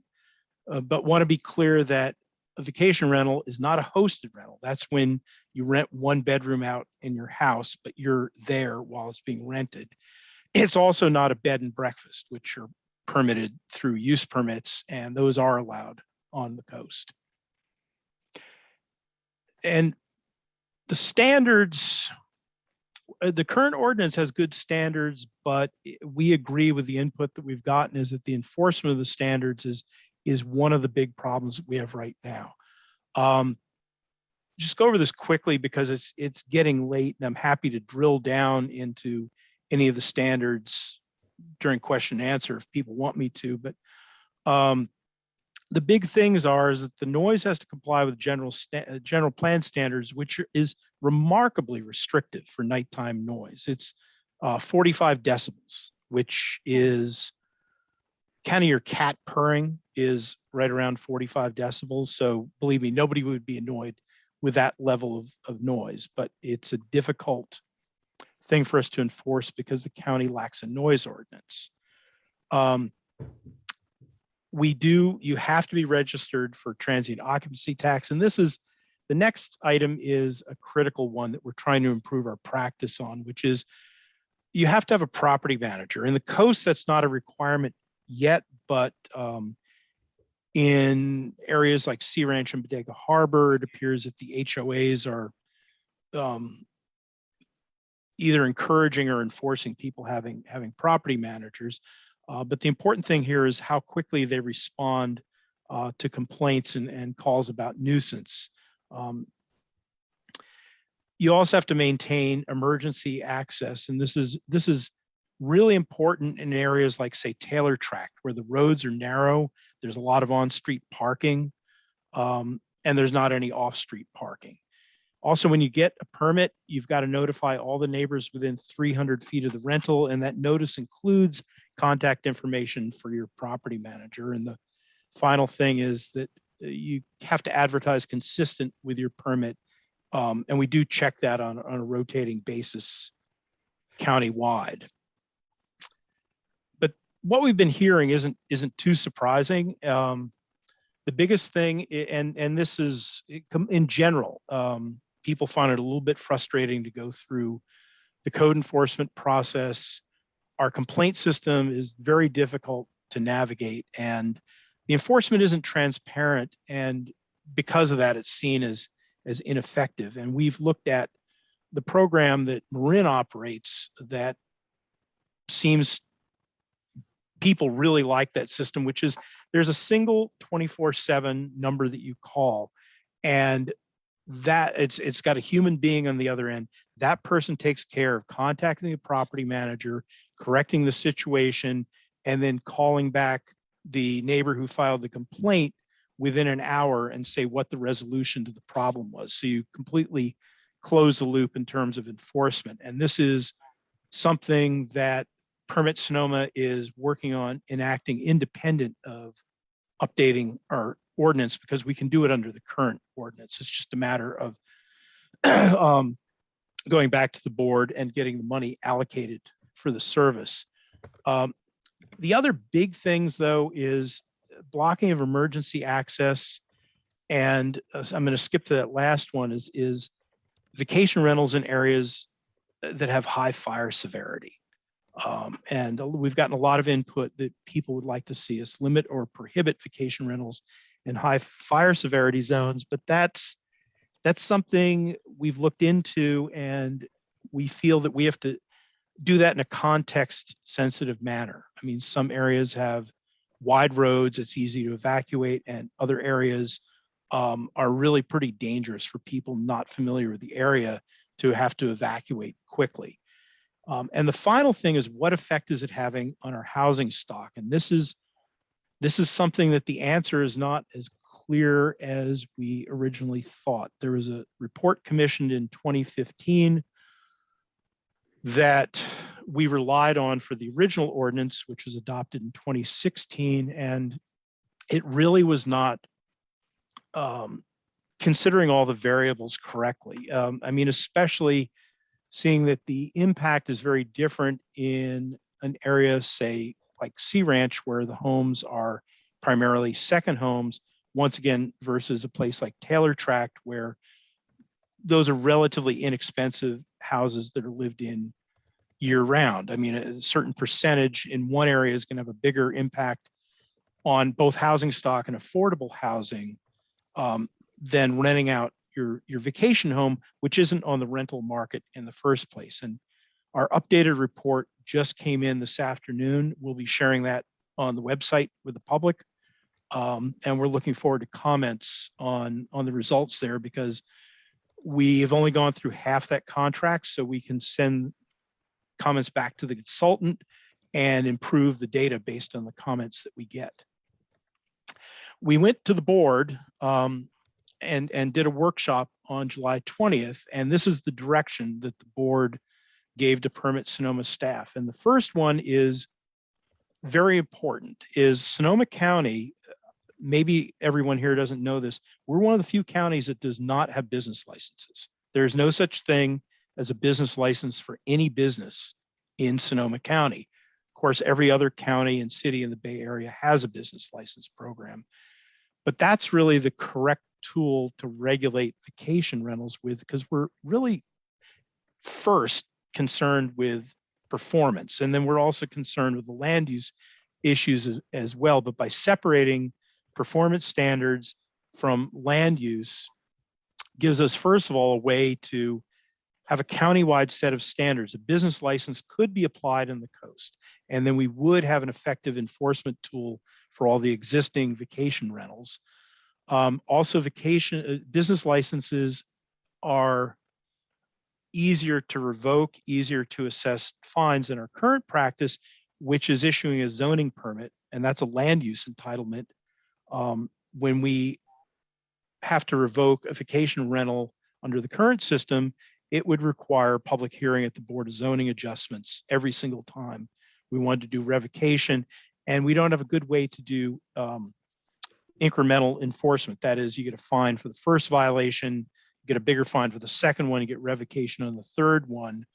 The current system, you get 3 strikes and you're out, but we don't have a way to give you a nudge back into compliance. The board also said that we need to take the show on the road and go throughout the county and have public forums to get input and recommendations, because on the land use side, this can't be a one-size-fits-all program. So we're really looking forward to input on what the concerns are in the coastal zone, what tools you would like to see us have at our disposal to regulate vacation rentals. And then the also is in the coast, we have this unique situation where we also want to have land use policies in place that protect coastal resources. And an example of that would be concentrating vacation rentals in areas that are in septic systems. Salmon Creek would, I'm not calling out Salmon Creek here, but Salmon Creek is an area with old septic systems, poor soils, right on the ocean, right on the Salmon Creek estuary. And that's something that we would look into, is what is the carrying capacity? Well, first of all, what effect does vacation rentals have on the septic system? And then what's the carrying capacity in that area? And the last thing, which we heard plenty of in the last item, and we want to improve our practice here, is have a good website that is updated on a regular basis, that has transparent information so people can always find out anything they need to know about vacation rentals in their area, and have a complaint reporting system where people can monitor the performance of vacation rentals near them. So our schedule right now is Coastal MAC. This is our first community forum that we're doing. We're going to do an online webinar on October 13th. We'll be at the North Sonoma Valley MAC on the 20th, Lower Russian River MAC on the 21st, and another online webinar on the 25th. And those online webinars are to cover areas, especially like the 2nd District, where there are no MACs in the 2nd District. And we've reached out to the 2nd District office, and they seem to feel this would be the best way to reach out to landowners, constituents, public in that area. And then in November, we're going to bring this as a community forum to the Planning Commission. So that the idea there is that's a county-wide workshop session. And by then we should be able to compile the public input we've gotten so far.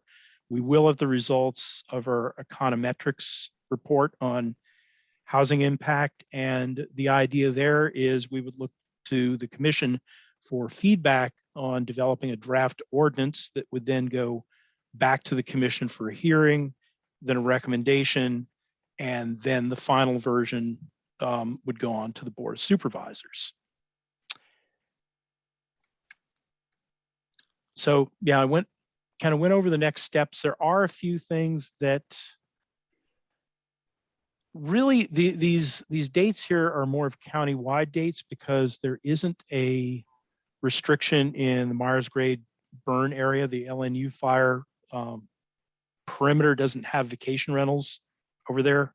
But the urgency ordinances are expiring soon. So we want to have a new ordinance in place by the time the temporary caps on vacation rentals in parts of the county that have high levels of concentration, that'd be Sonoma Valley and the Russian River Valley. Before that urgency ordinance expires, we would like to have a draft to the Planning Commission by then. Optimistically, it'd be great to get it before the board, but I think we got a lot of work to do and that may not be possible. So that's our outline of what we're doing with vacation rentals. This is my contact information. Please pass it on. If you have any questions, any comments, contact me directly and open it up to discussion. Happy to discuss our current practice, our current ordinance, and what we've discovered so far moving forward with vacation rentals. Okay, thank you, Gary. If you want to give us back our page. Oh, yes, I do. Sorry about that. It's okay.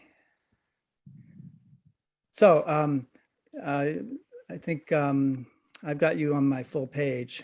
I don't know if that's your side or not, but are there any council members that have questions for Gary or comments? I'm not seeing everybody, so speak up if you do. And I'm not hearing. Eric and Linda, did you want to add something? Oh, I see Marty. Let's come. Marty, there you are. I see you. Hi. It would be very helpful if Gary's PowerPoint presentation could be made available to us. So Gary, would you send it to Elise? Yeah, we're doing that for each of the forums. The PowerPoints are being PDF'd and there we go. Sent to the respective MACs. And my only comment would be that as people know, there are a lot of people at Sea Ranch who are concerned about vacation rentals, both people who rent their homes and people who are their neighbors who have concerns about it. And it was impossible from the agenda packet for today's meeting to know what this listening session was really going to be about. So could I suggest that for future ones, maybe there be a PowerPoint that is part of an agenda packet so people will know what is going to be discussed.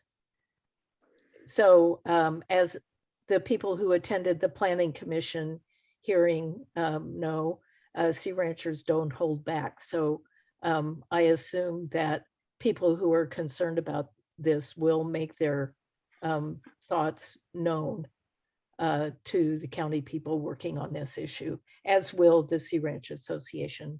And I know there have already been meetings with county officials about that. Thank you. And actually, to be one thing I forgot to mention is Brian and I are also more than happy to meet with community groups. We've done that a couple of times already. So if the association would like to host a session just for Sea Ranch, happy to do that. That's no problem at all. Thank you. And one thing that I was not on our slides here, because the coastal ones are kind of unique compared to the rest of the county, is that the commission has determined that any HOA restrictions on vacation rentals is development and does require a coastal permit.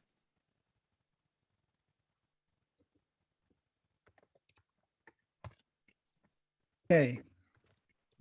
Any other council member comments or questions? Brian? So, sorry, Gary, what you just said is that a restriction on vacation rentals is in itself a development, and so it has to go through local coastal plan?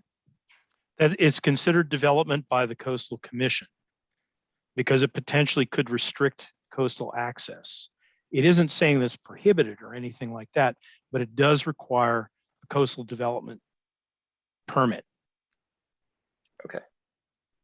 And then sort of generally, in terms of sort of the long term, are we going to get additional sort of any like proposed solution or legislation at some point?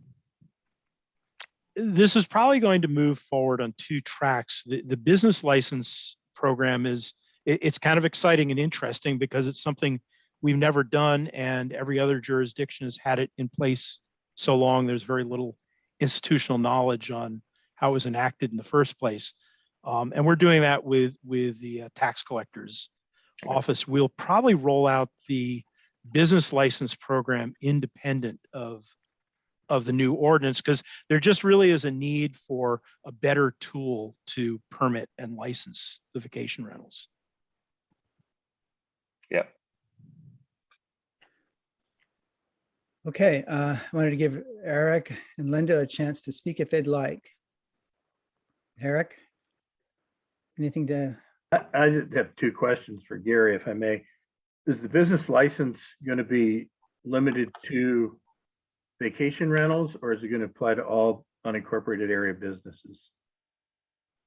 Currently, the direction we receive from the board is develop it for vacation rentals. And on the 1900 zoning permits inland, I read a couple of years ago, the city of Petaluma commissioned a consultant that did scoured the internet for vacation rentals in the city of Petaluma, and it turned out that the ones they had on record was 19% of the ones that were found by the consultant. Has anything been done like that? The 1900 sounds like it might be low. Do you know if that's? We know that not everybody follows regulations, and I know that's shocking. We continuously though run a web scrape program, and that has at first, yes, the compliance rate was pretty low, but now with everybody getting a letter on a regular basis from not only code enforcement, but the scary one is from the tax collector, because you essentially have to show that you weren't renting it, otherwise they're going to hit you up with a big tax bill. We're estimating, like in the last quarter, we've found about 580 unlicensed vacation rentals, but we've had extraordinarily good success as time has gone on with sending a letter out, and most of them come in and get their permit if they're able to be permitted. I mean, in some cases, it's something we can't allow, but they generally come in and apply. They at least pay their back bed tax, so we collect the taxes. Just a little footnote regarding the ones in the coastal zone. I've talked to, I think, 3 different people over the last couple of years that have vacation rentals in the coastal zone, and we've argued about whether or not they're subject to paying TOT, each of them arguing they're not, and they refer to the website that says they don't need a permit, which they read as exempt from TOT. That might be good to address. Thank you. Yeah, we need to make that very clear, because the tax collector will make it clear. Okay, thank you. Lynda, did you want to comment? Yeah, thank you very much, Chair Farmer. I just want to say, and Gary knows this to be true, that I have been continuously pushing Permit Sonoma to make sure that we address this challenge as quickly as possible in the coastal zone, knowing that we are already lagging way behind the implementation in the inland portion of the county. And it's something that I continue to remind my colleagues on the Board of Supervisors of that fact every time that we have a hearing or a conversation about vacation rentals. So my hope is certainly, you know, and I believe that Richard Charter mentioned this, and I've definitely heard it from other public commenters as well, to try to see what we can do within the confines of the LCP to be able to advance solutions to regulating vacation rentals, and to also move forward with a business licensing program that can supplement that efforts. And I did also want to acknowledge that the Sea Ranch has been doing quite a bit of excellent research on this and had some really great meetings wherein they shared some thoughts about possible policies and paths forward. It is a delicate dance though, and it's very strange to, you know, Brian's point and Gary's response that this is considered coastal development if we try to regulate vacation rentals. And the Coastal Commission has, I will say, vacillated pretty wildly in terms of what they have and have not allowed local jurisdictions to do in terms of restrictions on vacation rentals, because it is seen as rate visitor services and providing and facilitating coastal access. But we also acknowledge that there are substantial impacts on residential areas, and that sometimes vacation rentals, we know, actually contribute to affordable housing stock loss, which then in turn doesn't allow us to have workers that can support those visitor services living in the coastal zone. So those are just a few of my thoughts, but I'm really looking forward to continuing this conversation with the community and trying to move forward with meaningful policies, and certainly to capture those folks who are not paying TOT, because that makes my head explode. They certainly need to be contributing to the TOT and helping to, that can be used to help offset some of the impacts. Some of that goes to fund fire departments and emergency services, and some of that goes to fund affordable housing and roads as well. Okay, thank you. Jason, do we have any hands up in the public? Have any hands up in the public, but we have one comment in the Q&A from Eric Frazier. Now we're getting more comments in the Q&A. So will you read that then? Sure. Thank Eric you. Frazier, his comment, I need to write my comment due to time. I'm happy to hear that Gary has updated his information regarding impacts on housing stock and price. They have been misleading on this issue all along, starting in 2015. Gary does serve up plenty of fiction. There may be 1,900 permits issued over the past several years, but fails to mention how many are active. The X zones have been a failure since they are not rooted in facts. It won't be long before they fail to legal action. I must also add that the City of Santa Rosa's code enforcement team was caught fabricating negative impacts, STRs, that don't exist. PED inflating numbers of STRs allegedly illegal. Heck, they even copied the Rivermax manual of a bogus survey to really rile up people. It's time that facts are used exclusively on this issue and LCP. And Gary, I do object to the term vacation rental for the proper short-term rental, just as the term tourist is used to describe neighbors visiting their coast. And then the next is from Mike Nichols. The County of Maui and the State of Hawaii requires the excise tax numbers, permit numbers appear on all advertisements for short-term rentals, and that permit be posted in the rental unit, usually on the inside of the unit door or next to the door. And now we do have two hands raised in the gallery. Yes. The first is Norma. Norma, go ahead. Hi. Well, I didn't realize that this would be an opportunity as it's being promoted here tonight to make some comments on vacation rentals. And given that there is no current ordinance in the coastal zone, that this is the only opportunity for a public meeting at the coast is a little troubling to me. And so I'll just leave it at that. It seems, I understand we want to get something in place because we're kind of behind the curveball, but on the other hand, it seems a little rushed. So again, I'll leave it at that. But one of the things I observe in the various neighborhoods in Bodega Bay, all the way from Old Town, the Harbor, Old Town, Salmon Creek, Carmet, Sereno Del Mar, and the Cliff Avenue area, is that what we deal with out here is a shortage of water.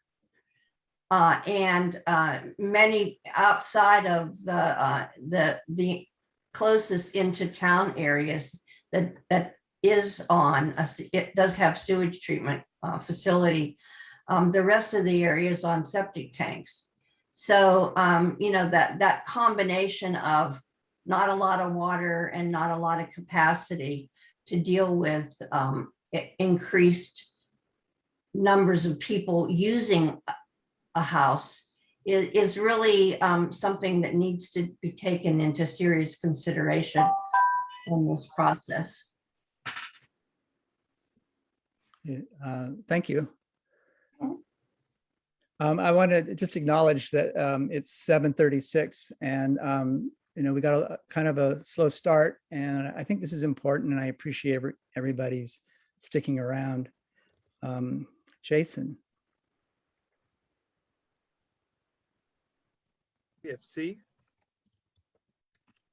Yeah, I just wanted to point out, it's not just a loss of TOT, and I'm not sure how this works now with consolidation, but in Bodega Bay, you pay a higher tax if you are a vacation rental rather than a resident. So all of the folks, and there are numerous houses out here that are not legally registered with the county and their vacation rentals, they are also denying that revenue for our fire department. So I think that's an important point.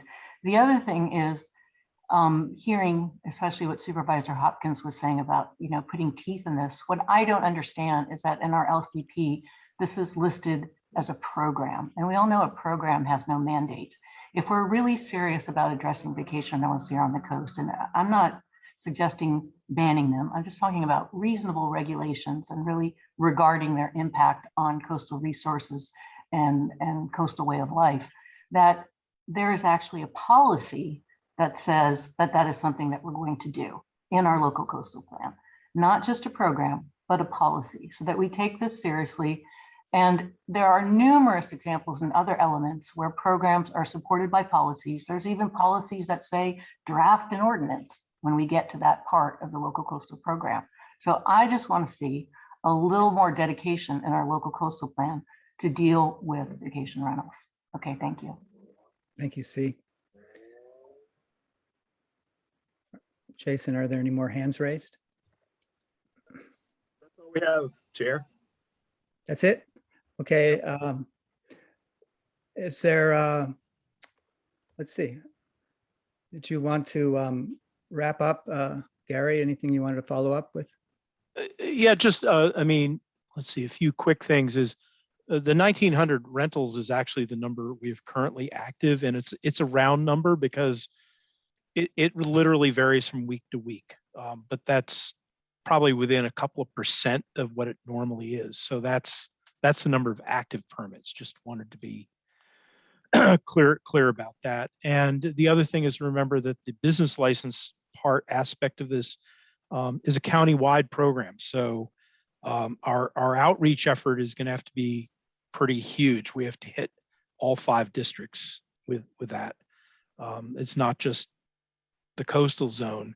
The part that is specific to the coastal zone, of course, is going to be amending the coastal zoning code. And that's actually something that we can look into to see if we could do that independent of the LCP, because really the policy in the LCP is not the regulation. The regulation is the zoning code. So we could have the strongest policy in the world in the LCP, but until it's in the zoning code, it's not actionable.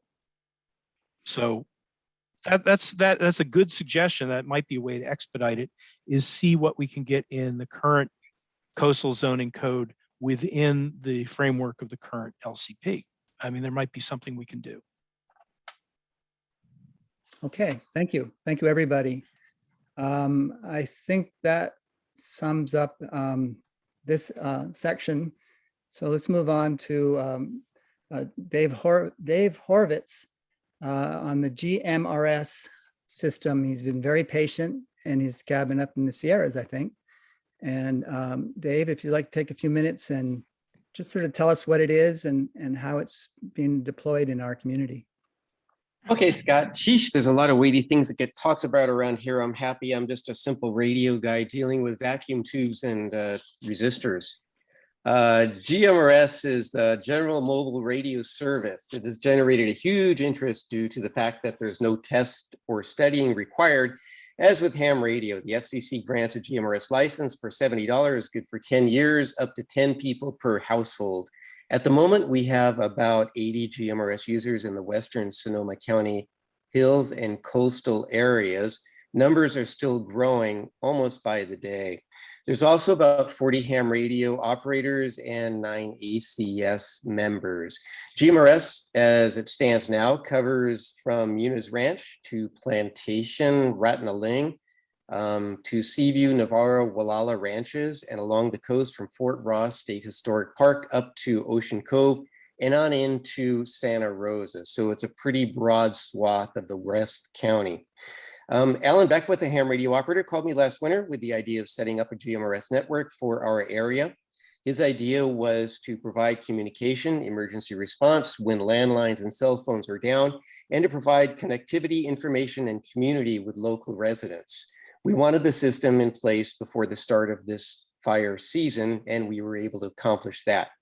Alan, along with Damien Bonet, myself, set out to install the initial GMRS system, which includes 3 repeaters paid for by grants from the Fort Ross and Timber Cove fire departments. Currently, we have 5 repeaters up and running, located at the Timber Cove and Fort Ross fire stations, 1 at Muniz Ranch Road, 1 on Moorheart Ridge, 1 in Wildwood. The GMRS system is expanding up the 101 corridor. GMRS requires radio interface, ham radio interface, to relay information to an EOC or an ICP. At this time, GMRS radios users do not have the ability to communicate directly since there are no GMRS equipment installed at the EOCs or the ICPs. Additionally, because there is no test involved, there is a lack of knowledge in how radios and propagation works, as well as radio protocol as to how to function as net control and to do message handling. In mitigation, we have weekly check-ins and emergency communications plan in place, which has been tested that integrates ham and GMRS radios.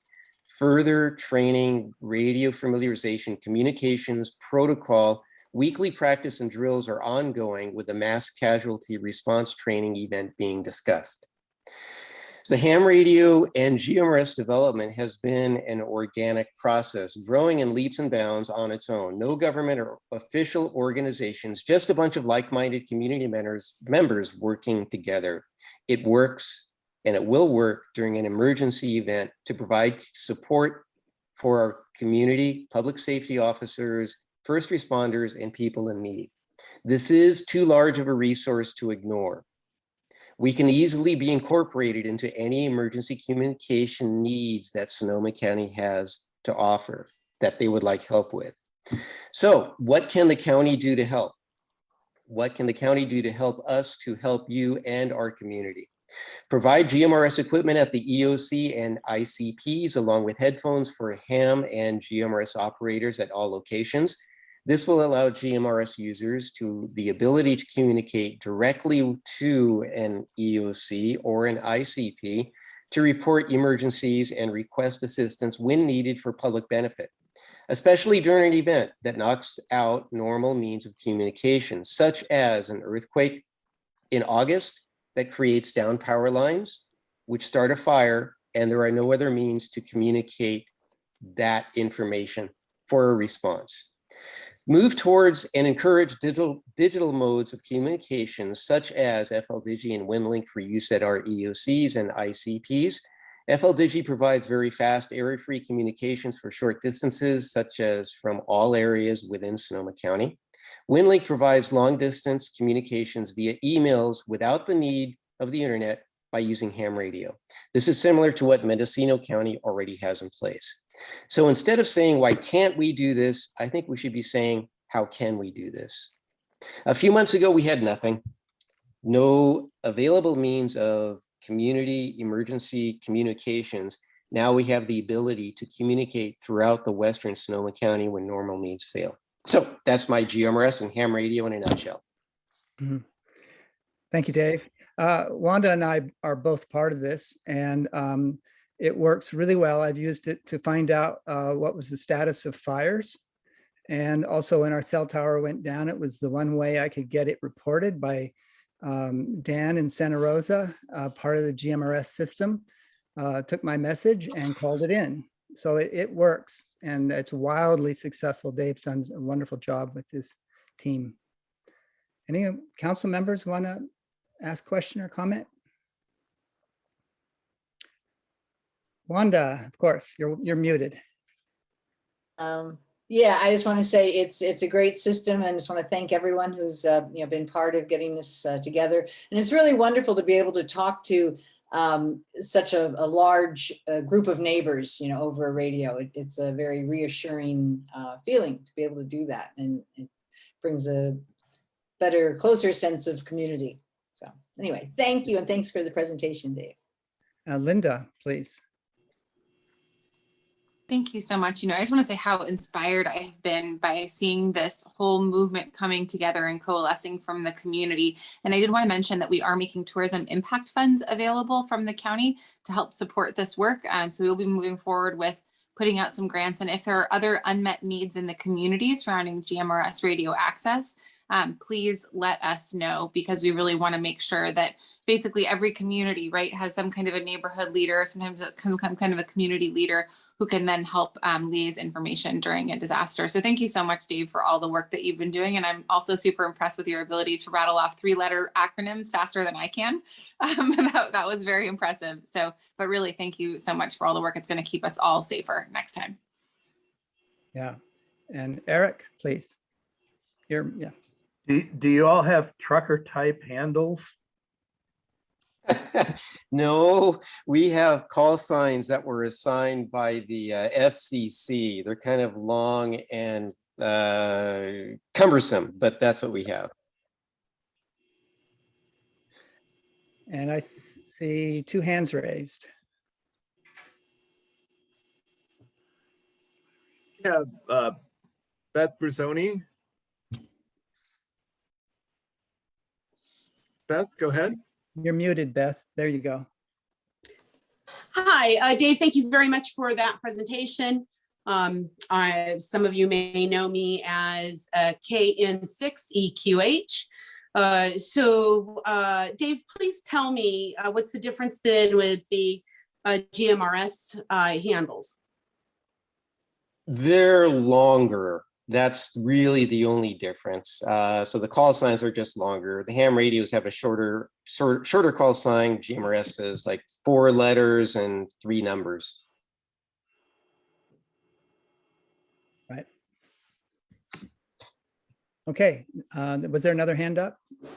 No other hands and nothing in the Q&A, Chair. Okay.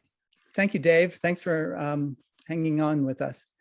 Enjoy the Sierras. So moving on, ad hoc reports. The Land Use Standing Committee met in a joint meeting on August 8th with the Lower River and Coast in order to talk logistics. And I'd like either Elise or Mary, if they could speak to that.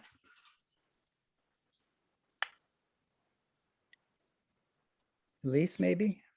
Coming. All those Okay. buttons needing to be pushed. We called a joint River and Coastal MAC Land Use Committee meeting because in order to discuss specifically events.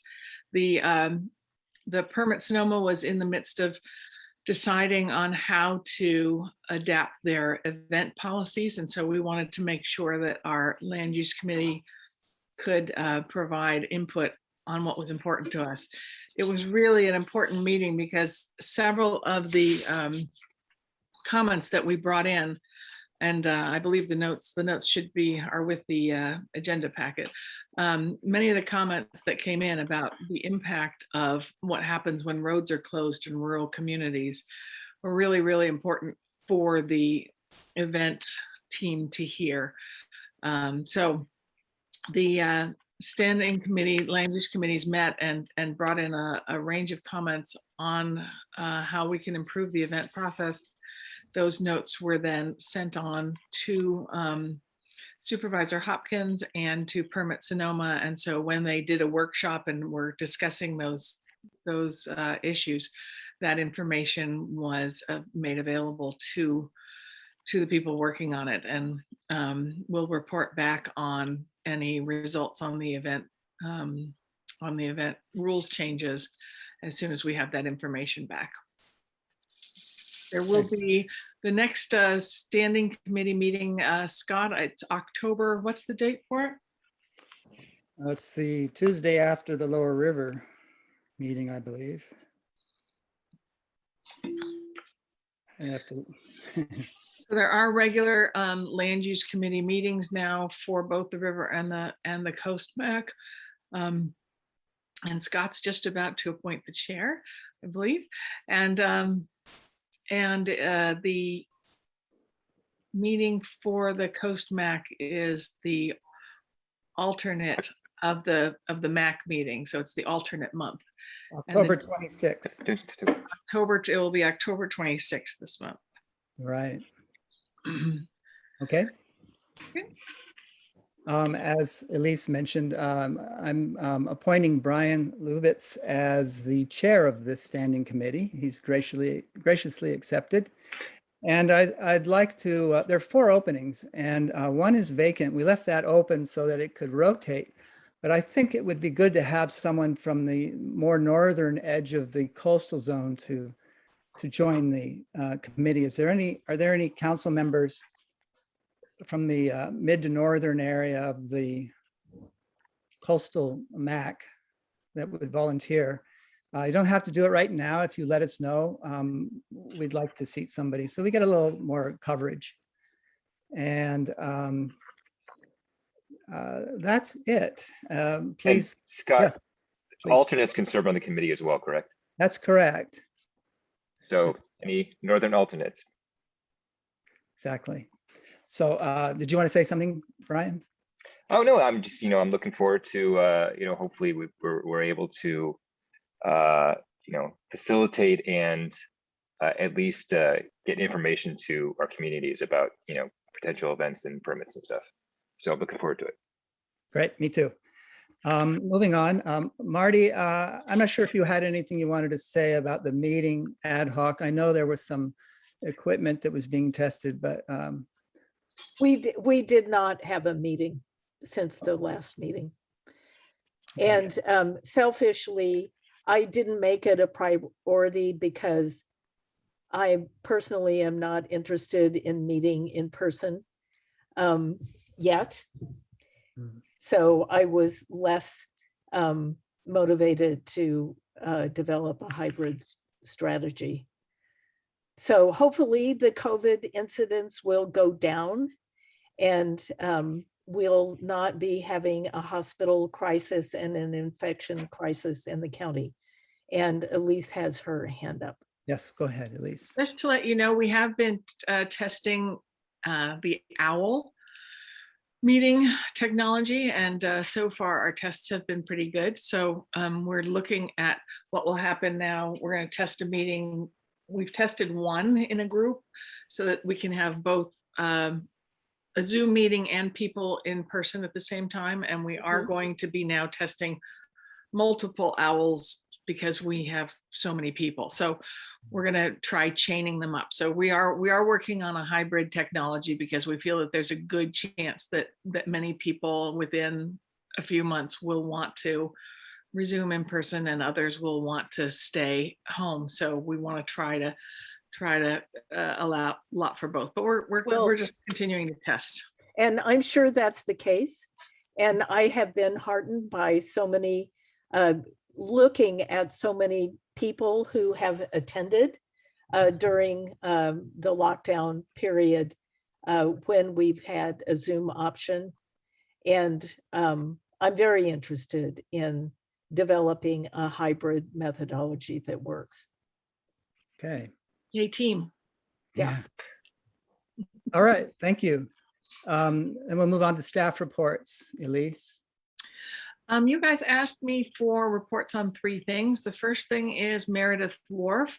So the art project is the contest to pick the artist.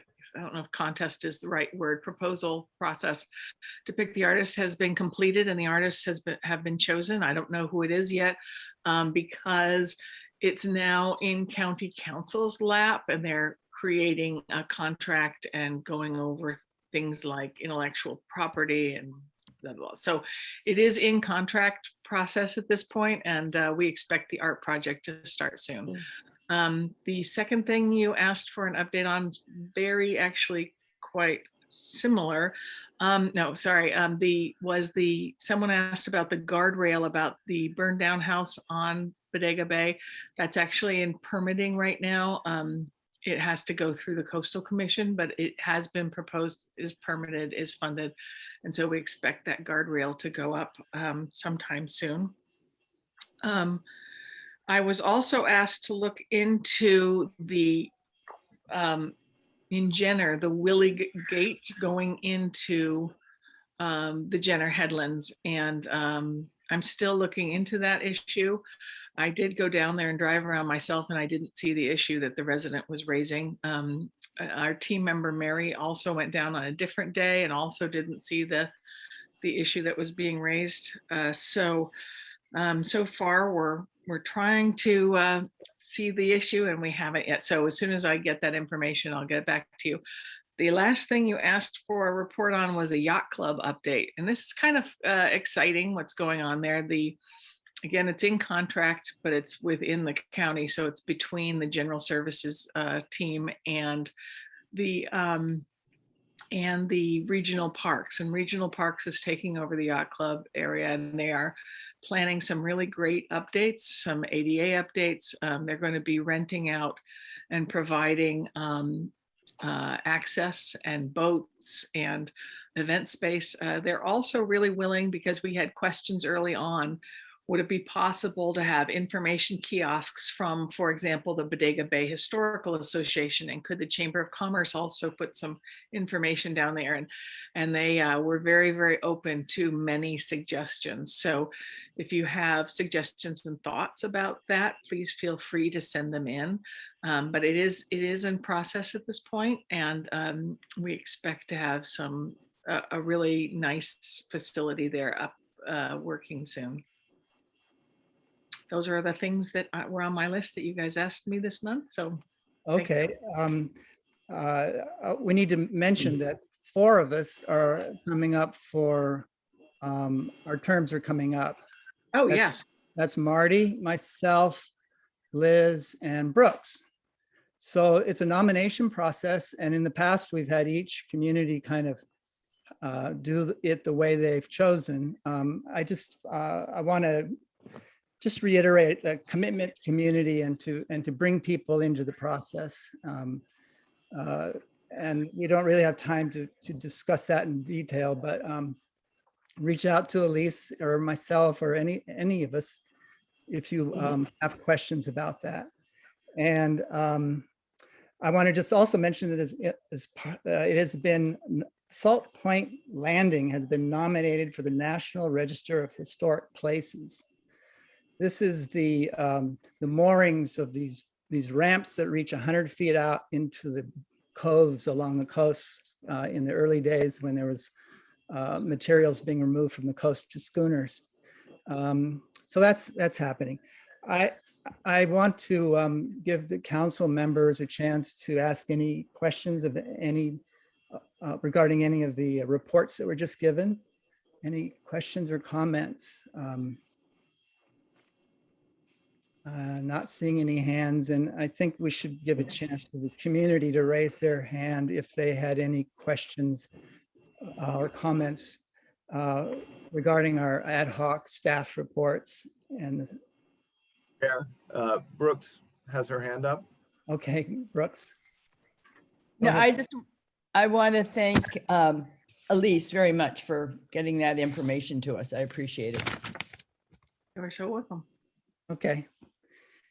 And 2 participants. Please go ahead. Robin, excuse me. Go ahead. Go ahead.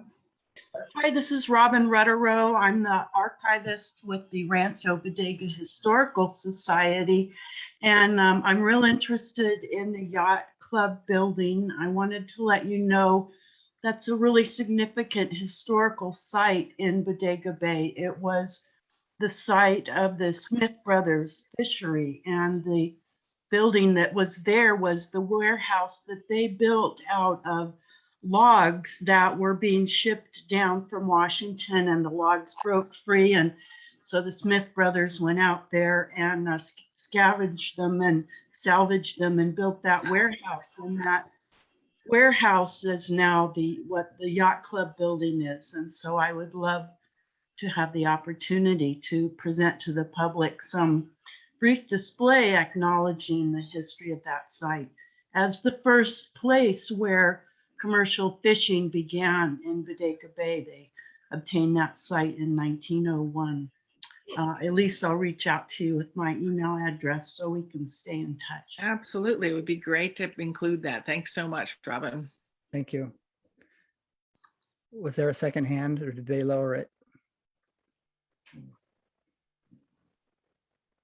See, They Cindy. did, Chair. There's no more comments. Okay, so we get to the call for new agenda items. We really want this to be an open process of setting the agenda. Any thoughts or ideas that you have, you can offer them now. You can offer them to your rep members, council members, or Elise. It's just wide open, and we go over them all when we sit down to form the agenda. So please feel involved and share. So that's it. Thank you all. We went over about a half hour. I think it was worthwhile. And thank you, Eric, for your time. And I think Linda's still there. Thank you, Linda. That's it. Yes. I need a motion to adjourn. So moved. And who was the second? I saw Brian. Brian and Marty. Oh, great. Thank you. Okay, let me take a quick roll call. Shay? Hey, aye.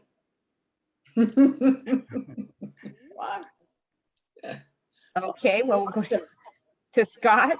Hi. Marty? Aye. Let's see, Wanda? Excuse me, I left out Anne.